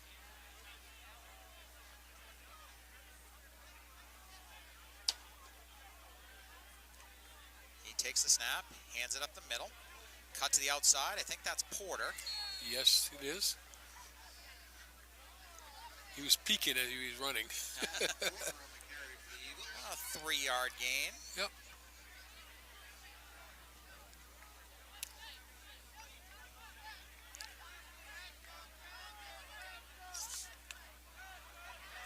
I will say, I often, when I'm watching games at home, Brian, I hear Rick saying, waiting a second to get the number, and now being in his shoes up here, while it is a beautiful view up here, it is a little tough to pick up numbers. Yep, this time of night, too. Bailey's back to throw. He's hit as he throws, but it is caught there. Looked like Robitel. Pass is complete. Cross the 40 to the 42. Bring up about third and about 3, a long 3 here.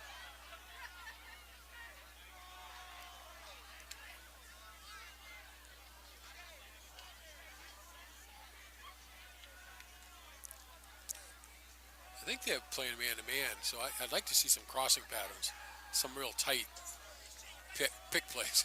Yep. Like these two guys right here could do it easily. So 3rd and 3. Up the middle. Spinning. Going to be about a yard short here. Yep. 4th down and about a yard. Going for it. They're going to go for it.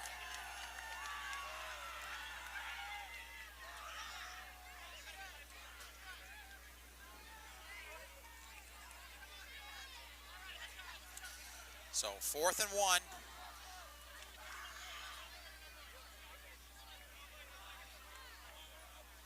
And handoff, and it is fumbled. Ball is on the ground. Looks like Timberlane has it. Yeah. I don't think it ever made it 30 anyway, did it? Just 45. looked like a miscommunication or on the transfer on the handoff He there. tried to reach for it instead of letting it come into the belly. And when he did that, he kind of tossed it. So it'll be a turnover on downs. Owls will take over at the 45, and it would appear, looking down at the Eagles sideline, that Evan Krosky's evening is over. He's got his shoulder pads off, so Eagles are going to have to play with without one of their leaders on the field here in the second half.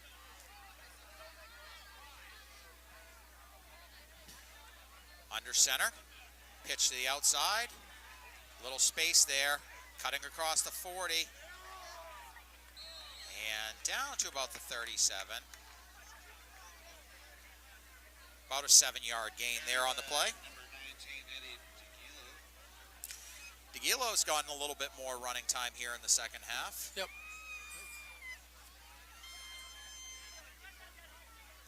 Timberlane used to be a Division I school, and all of a sudden they show back up on D2. But Yeah, when I was in school, that's where they were. Yep.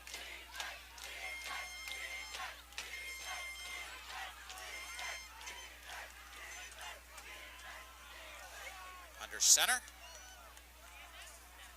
Cross the 35, down to about the 33, enough for a first down. Huge hole there. I don't.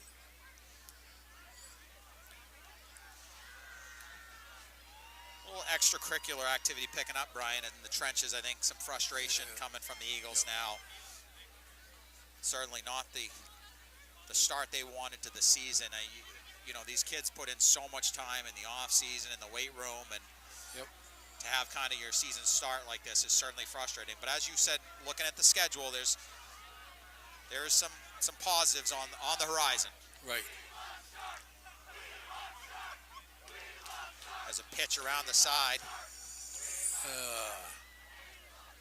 And out of bounds at about the 25. Looks like about a 7-yard gain there. Tyler Walcott with a nice tackle on that one.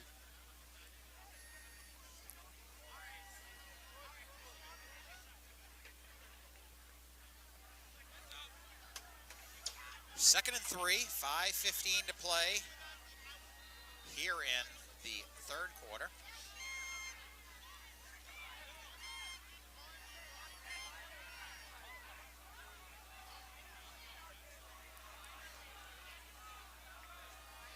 There's a hand up off the middle, cutting back across the 20 and inside the 10, and there is a penalty on the play.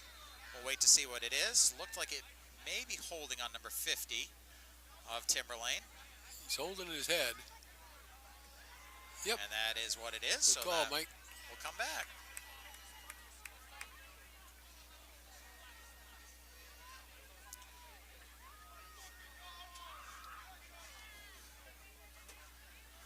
Not much thought into do you accept that one or not, Brian? But no.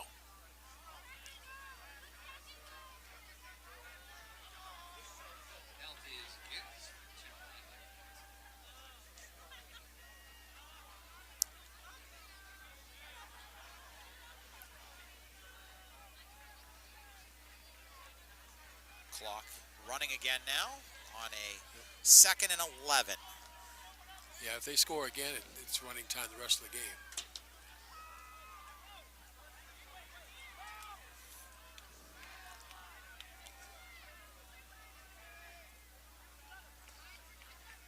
handoff, cut up the middle, and nice job there.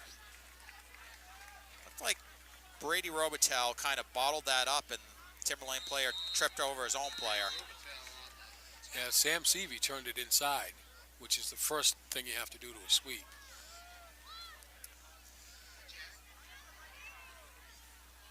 There's an Eagle down on the field here. That's not even near the play. That's like way behind the play. I think there's a lot of hits happening after, or at the whistle or right after the whistle. If you're not ready for it.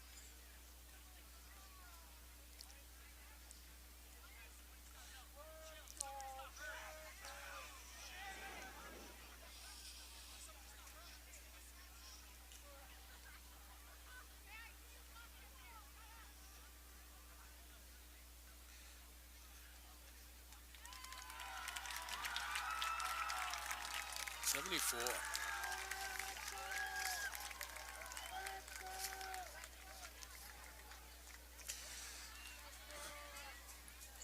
So, getting up off the field. Gonna have to rely on you on that one, Brian. I don't have 74 on my roster. Remy should put. Looks to be Remy. moving. Okay, though. Ooh. So, it's back to the sideline.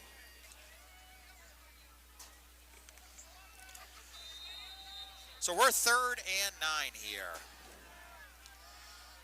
No big one. No big one. And Would you believe 3rd and 4? so we jinxed ourselves, Brian. We had no penalties for. Yep, forever.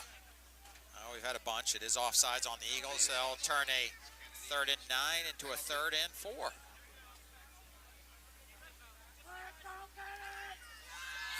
Souhegan did that a lot to us last week. They knew that they were short yardage, and they knew if they fluctuated the count, we just went across.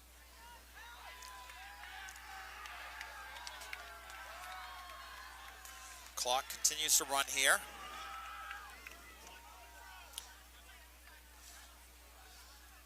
Looked like a broken play there, Brian, but still get it to the outside. There is another flag on the play here. Oh, my goodness. And Timberlane player talking to the referee, which means it's most likely on Timberlane. Hold again on 70.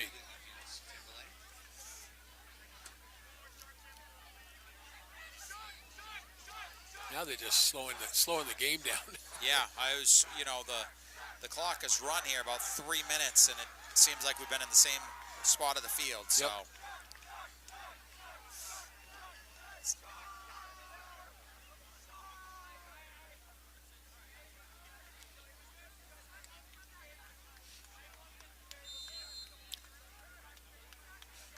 Started on a turnover at about the 45-yard line, so we've been playing for about 4 minutes, and the ball's at the 38-yard line. So Forward, backward.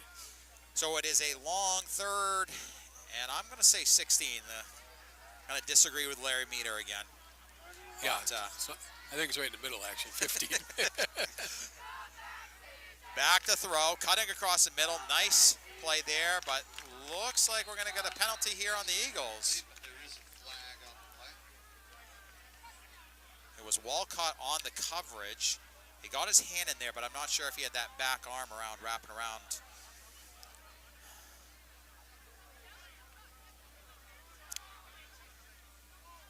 His pass interference, it appears. It's gotta be on Kennett. Yep.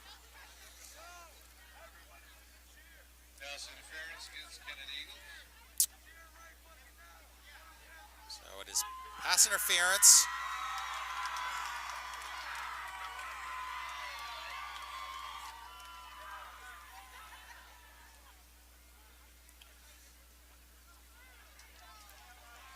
What's the matter?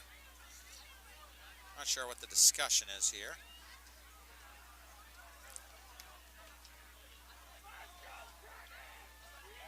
Count it off.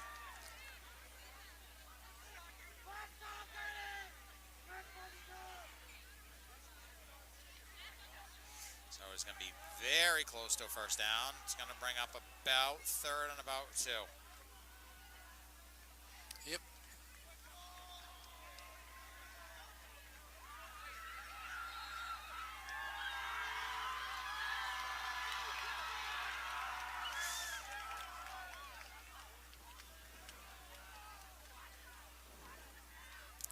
Kennett brings his offense up. He'll be under center. He will hand it there. Eagles string it out. It is going to be close to a first down. We'll have to wait and see the spot.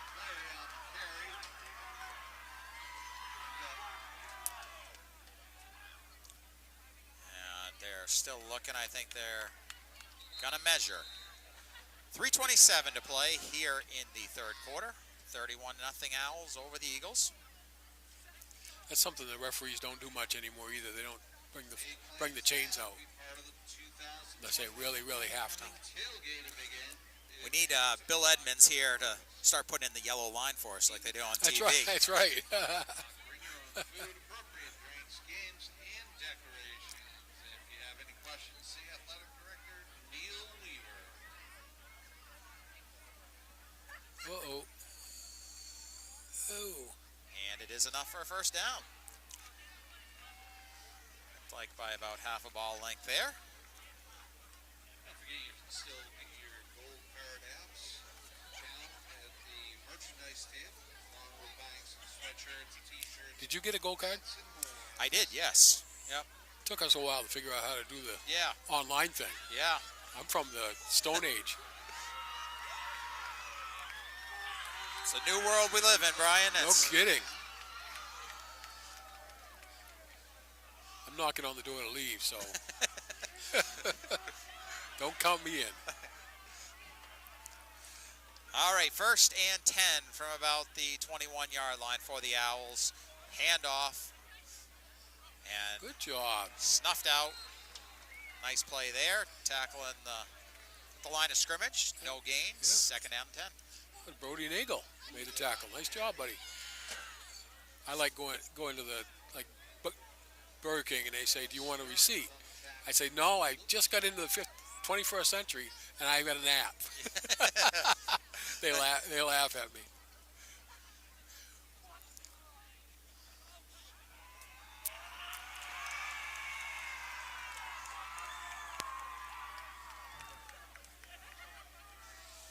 Second and 10. There's a pitch way to the outside. And taken down in the backfield. Big loss, 9 yards. There is a flag on the play. There is a flag on the play. So we'll wait and see what the flag is here. Unsportsmanlike conduct on the Eagles. Begins. The Eagles.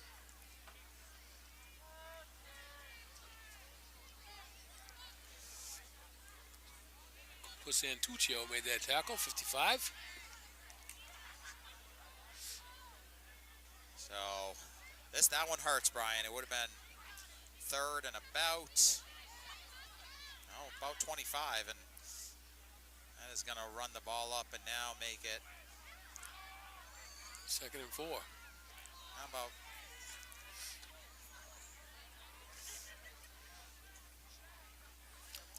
According to Larry, he's just 2nd and it's 10. going to be 3rd down and about 3.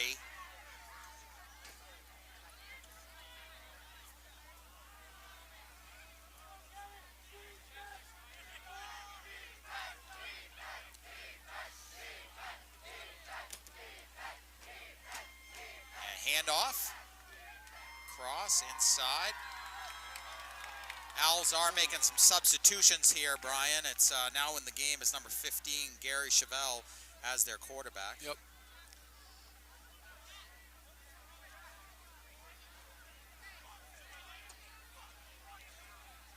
And 4th and about 4. Oh, field goal? Yep.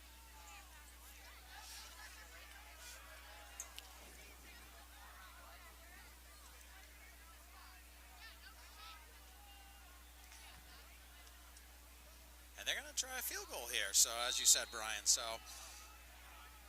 Bloom has been perfect on the day. The wind has picked up a little bit. It's blowing right to left across the field. Kick is up. And it is good. Oh, my goodness. Good by Harrison. That just crawled over. So a nice field goal Yep. from Bloom. He stays perfect on the day. It is 34-0, and what a weapon to have if you're the Timberlane coaching staff, to have a kicker that can be that solid. Absolutely. Sometimes you find it hard to get across the goal line, Yeah. and you need that 3 Yeah. points. Well, especially as games get tighter and the weather Yep. gets colder. Absolutely.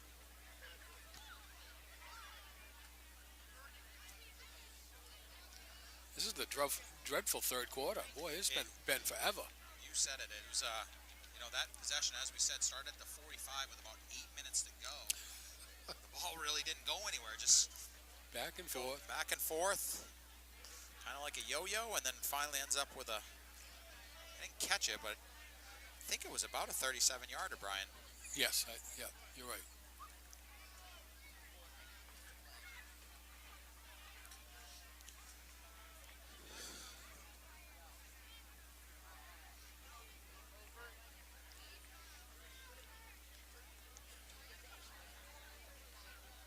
We're just making this longer or what?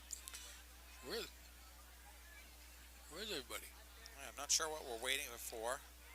Oh, white hat. Yeah. It's over here talking to Coach Talking to Beck. Coach Beckwith. Yep.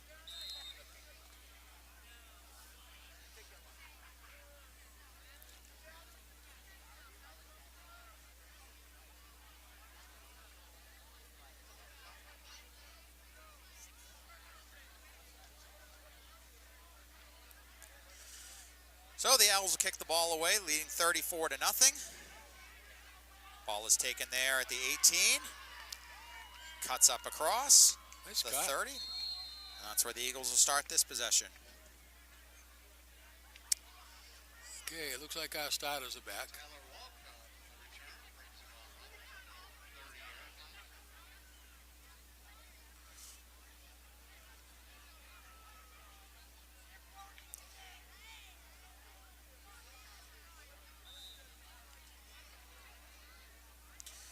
So Camden Bailey in the huddle, breaks his huddle.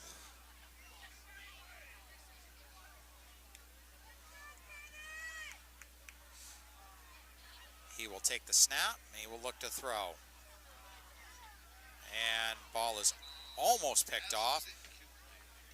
Looked like Brady Robitel got tangled up there and fell down. And but 4 Owls in the immediate vicinity there, and just Brady, the only. Well, we're not throwing a lot of different looks at them. That's our favorite look tonight. If they're kind of figuring that out.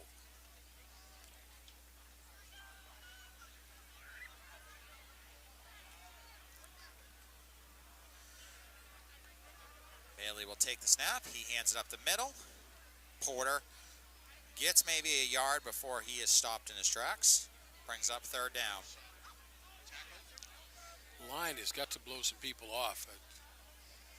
They get more penetration than we do.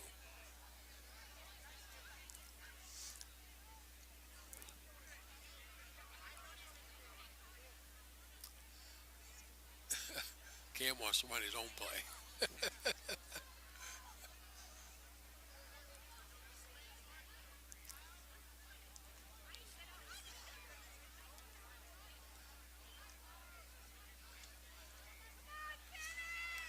Third and 8. Bailey will take the snap. Back to throw. Nice throw up the seam and dropped. That was a nice call, nice play. Nice look there, but cannot connect, and it looks like the Eagles will punt the ball away. Yep.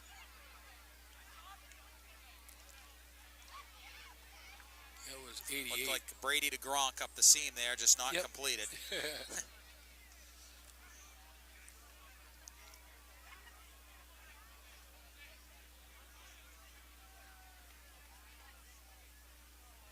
So Seavey's back to punt.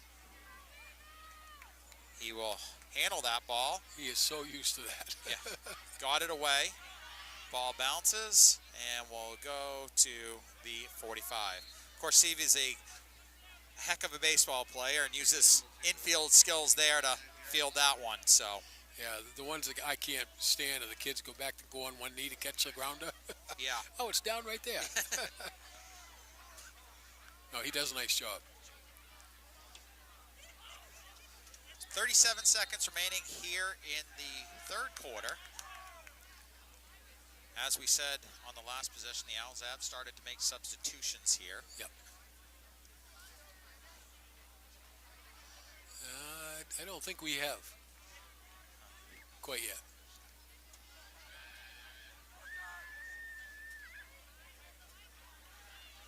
Looks like the Owls are a little quick off the line of scrimmage there, but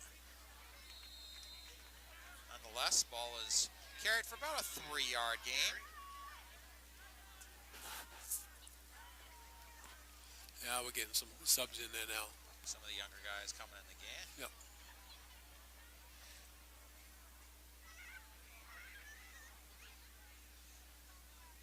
Doesn't look like the Owls are gonna run another play here. So No. that's gonna bring us to the end of the third quarter with the score. Timberlane Owls 34, the Eagles nothing. And that brings us to the end of the third quarter with a score of Timberlane 34, Kennett 0. You know, Brian, as a coach, who's coached just about everything, and I've obviously coaching hockey. We've all been in games or started season like this, and I think you're really just looking for some positives come out of this, and that you can build on towards the future. So, Well, I believe what I understand is the film last Saturday was not good, and they were told, well, this Saturday, if you do it again, you're playing a team that's, that is down. It seems to be this year. I guess you just have to, like you said, find something. That was a good job. Okay, you did a good job, and let's just see if we can turn this thing around. absolutely, And in fact, this is not a league game either for us because they're in the Southern Conference too. yeah, Coming, next week. yeah. Then we finally, I think, get Merrimack Valley. They are in our conference. Well, as we said, the Eagles will travel down to St. Thomas, who played this same Timberlane team and had a similar outcome last week. So that should be a good game on the road for the Eagles Friday. Yep. And then again, they'll travel down to Merrimack Valley, who has been down for a number of years. Yep. Then, of course, coming back. So, if you can win those couple of games, you come back here on a Friday night 2 weeks from now or 3 weeks from now and play your rival, and maybe you get above 500. So, There you go. start of the fourth quarter, pitch to the outside, looking for a hit there. Ooh. And take it Ooh. down. Nice tackle. 22. Nick Kellen on the carry. I don't know if I can read it. 22 is... Oh, Ben Chick. I'm going to rely on you, Brian, for some of these tackles because my roster has that as Sean Carrier at 22. So Oh, no. obviously that's wrong. So I think that's his old number. He's 52 now because he's a Yeah. center.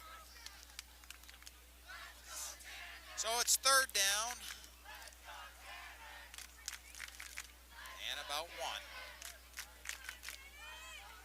There's the run across the 40 Uh-oh. to the 30. Cut to the outside. He's being chased. Cuts back inside the 10 and down to about the 6-yard line. First and goal. Eddie DeJulio on the carry. It's obvious they have a good system, what they want to do with their backs and stuff. And the line does a nice job of blocking it.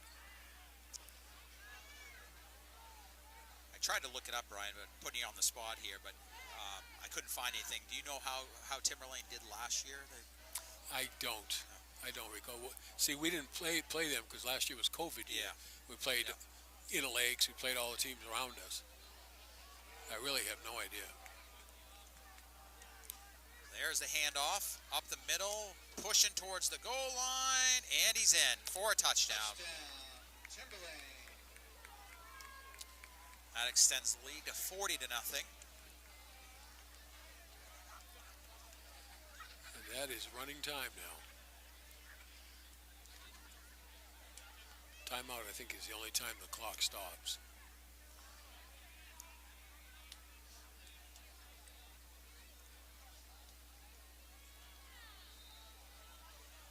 So Bloom will kick, trying to stay perfect on the night.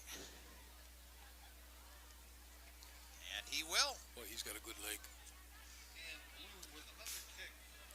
So So it is 41-0 here with 10:40 to play. Makes the score Timberlane 41, Kennett 0.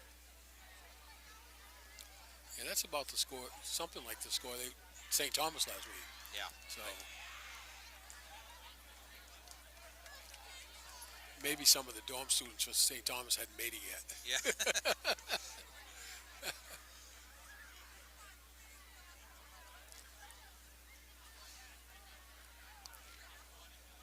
So, can hear the sidelines here, and I heard assistant coach Nick Graziano telling the JV offense to get ready, so I'm sure we're going to see some of the younger guys here.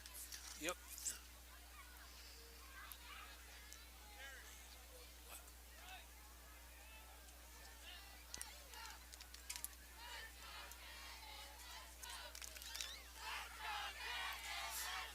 So Bloom will kick the ball away once again.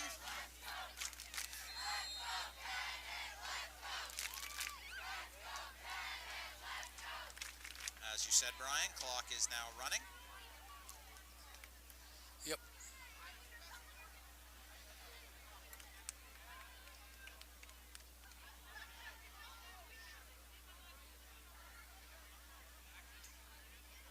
He approaches the ball, and ball is away.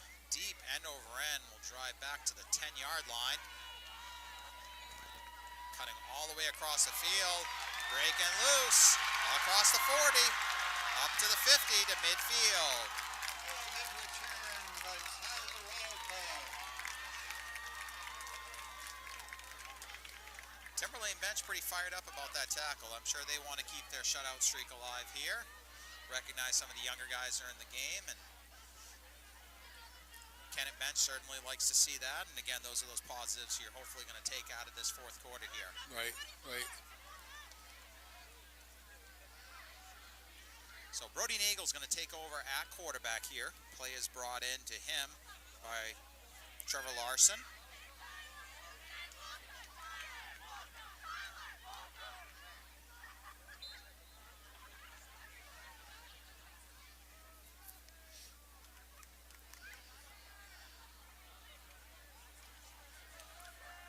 Hand up is on the ground. That's Porter. It's two fumbles. Whether it was his fault or the quarterback's fault, but Tavin's on hold on the ball.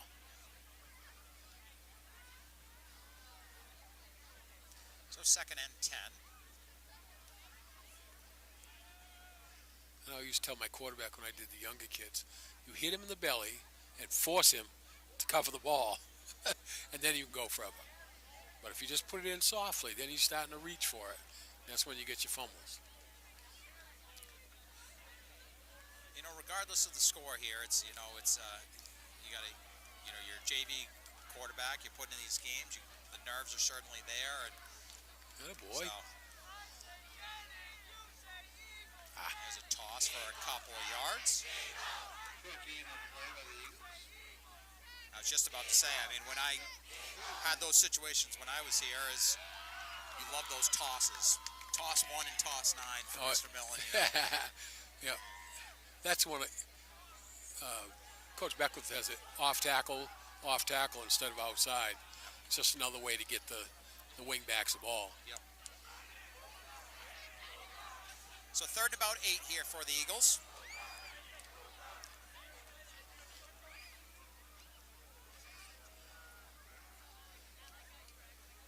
Back to throw. To the outside. Oh, no! It is almost picked off. Oh. And if it wasn't, it was going to be 6 points. Volleyball team looking for their Tyler Chickenow was the defensive back there. Yeah, he had nothing but grass in front of him. Kingswood next Wednesday. The reserve team taking the court at 3:30. Eagles will punt the ball away. The girls soccer program has started their season 1-2-2, earning a victory versus Plymouth last week 5-0. The girls travel to Berlin next Tuesday to face the rival Timberlane Mountaineers. traveled okay tonight, Brian. They've got a decent crowd over there this evening. Yeah, yeah. Well, I think they have something special going on. They got a pretty good club. See if he gets that one away. And couldn't tell who it hit hit there. It hit someone. Not sure if it hit an eagle I or... thought it hit us, but No, they're Oh, saying no. Kennett ball. For the first time at tomorrow's Washington Valley Invitational race time at 10 a.m. I'm going, what's this scrum over here? Well, you really didn't hear a whistle. It was pretty quiet. Everyone kind of was looking for a signal, and Yeah, nice pass, Brody. I was watching for a beanbag to be thrown down, which is typically what they do when the ball is. Right. And I didn't see anything come No. down, so.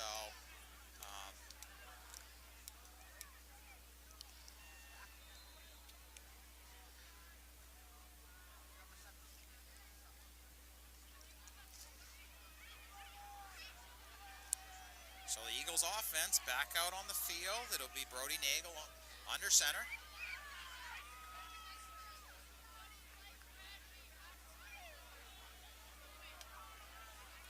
Can't get the, it looks like Noah Noel is going to be the center. It looks like Ryan Vermeer. Pitch to the outside. It's Devin Jekbeck there with the carry. Yep. His dad, Scott. I saw him Monday night, Tuesday night JV game. I hadn't seen him for long. I used to play softball with him years ago. Nice guy. 5:20 to play here in the fourth quarter. Ball at the 24 line. Yeah, it was a 4-yard first down play.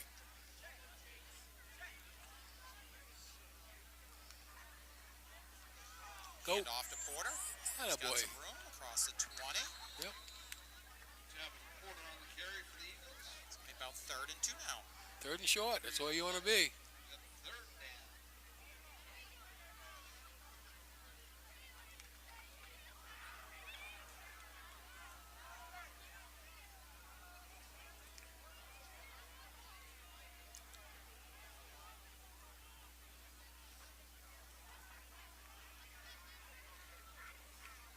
It's a snap. Fakes the hand off the outside and up to Porter up the middle. And it looks like he has enough for a first down. I think he does. Just give it to him.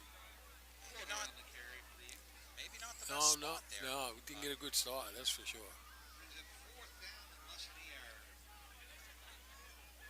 Now run this play without motion. That'll kind of screw up the defense a little bit.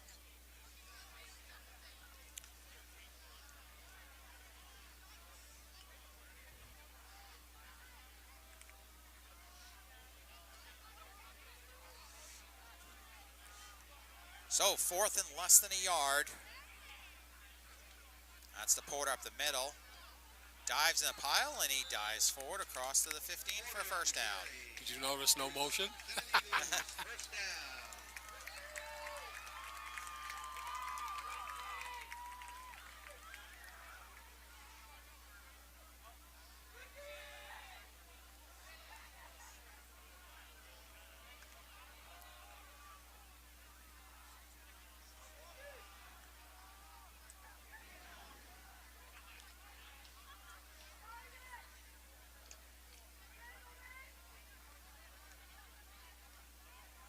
Get out there. That is to the outside. Atta Breaking boy. a tackle. Up across. Nice run. I believe that was Sawyer Huzzy on the carry. Wow. Nice job breaking the tackle. Yep. Sawyer Hussey on the Wow, nice. Good call, Mike. Well, he's one of my hockey players, so I got to Oh, is know he? him. He is. So, freshman with a lot of skill, so.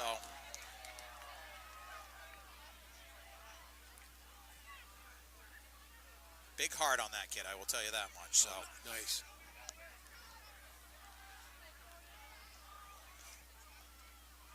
as he pitched the outside, Ooh, cutting not a lot there on that one. It's that gonna guy was bring up just waiting for him. Hussey on the carry. about 2 yards. Brings up 3rd and about 7. Throw in the end zone.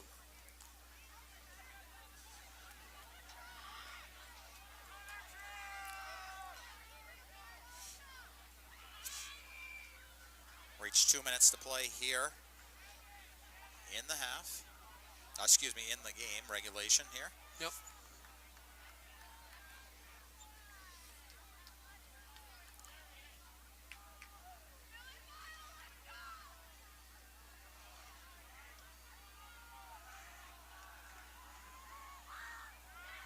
Oh, And taken down at the 15, a loss of about 3. I'm sorry, but you don't expect anybody to stay home. That was an inside fake, and he kept it. And the kid was still standing there. Throw it in the end zone, coach. So this brings up 4th and 10 with about a minute 15 to play.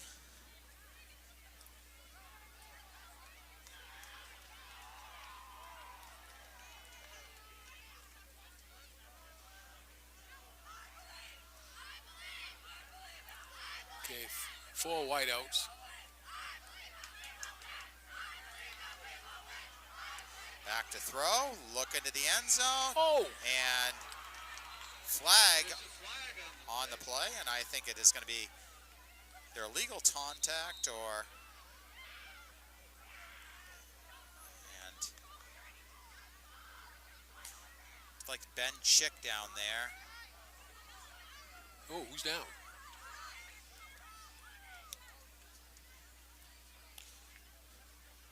Couldn't really tell what happened, Brian, on the play. No.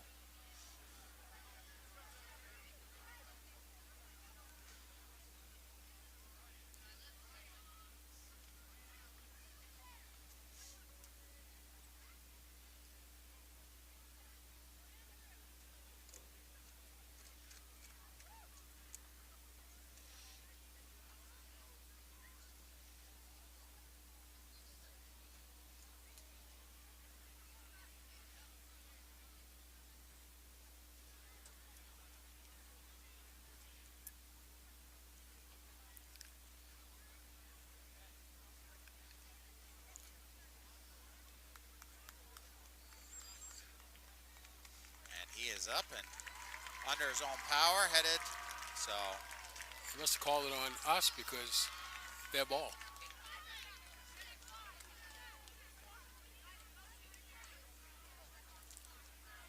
Never saw a signal from the official here. So. No. But they're going first down the other way. And you know we only have 6 people out there for defense. Yeah.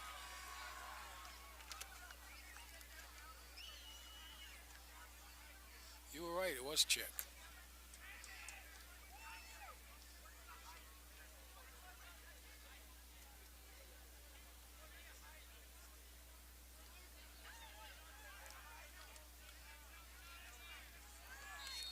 So the clock is running. Eagles are going to need to hurry, get some players, as you said, out on the field, Brian.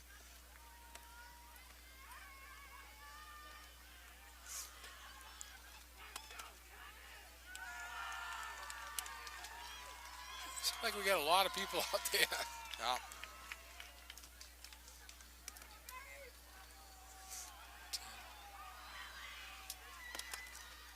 And Timberlane will take a knee, and that is going to do it. They will not have to run another play. Nope.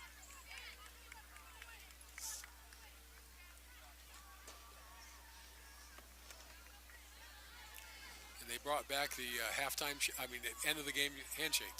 Yep. Last year. Great to see. Last year, everybody's waving. Thank you. Is that awkward wave? Yes. Wow.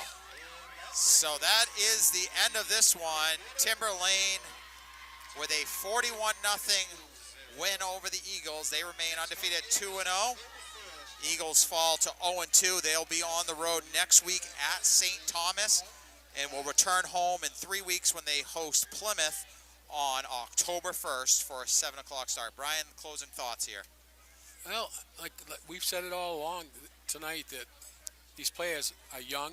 Some of them are very inexperienced, and they got to get into a game where we're better than the other team, and I'm hoping that happens next week.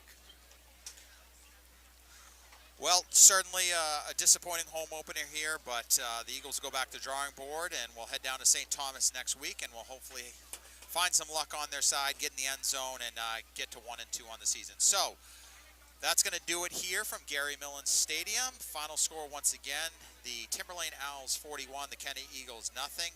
For videographer, Scott Verney, Bill Edmonds behind the scenes, Brian Day, I'm Mike Lane. We'll see you again next time for Kennett High School football.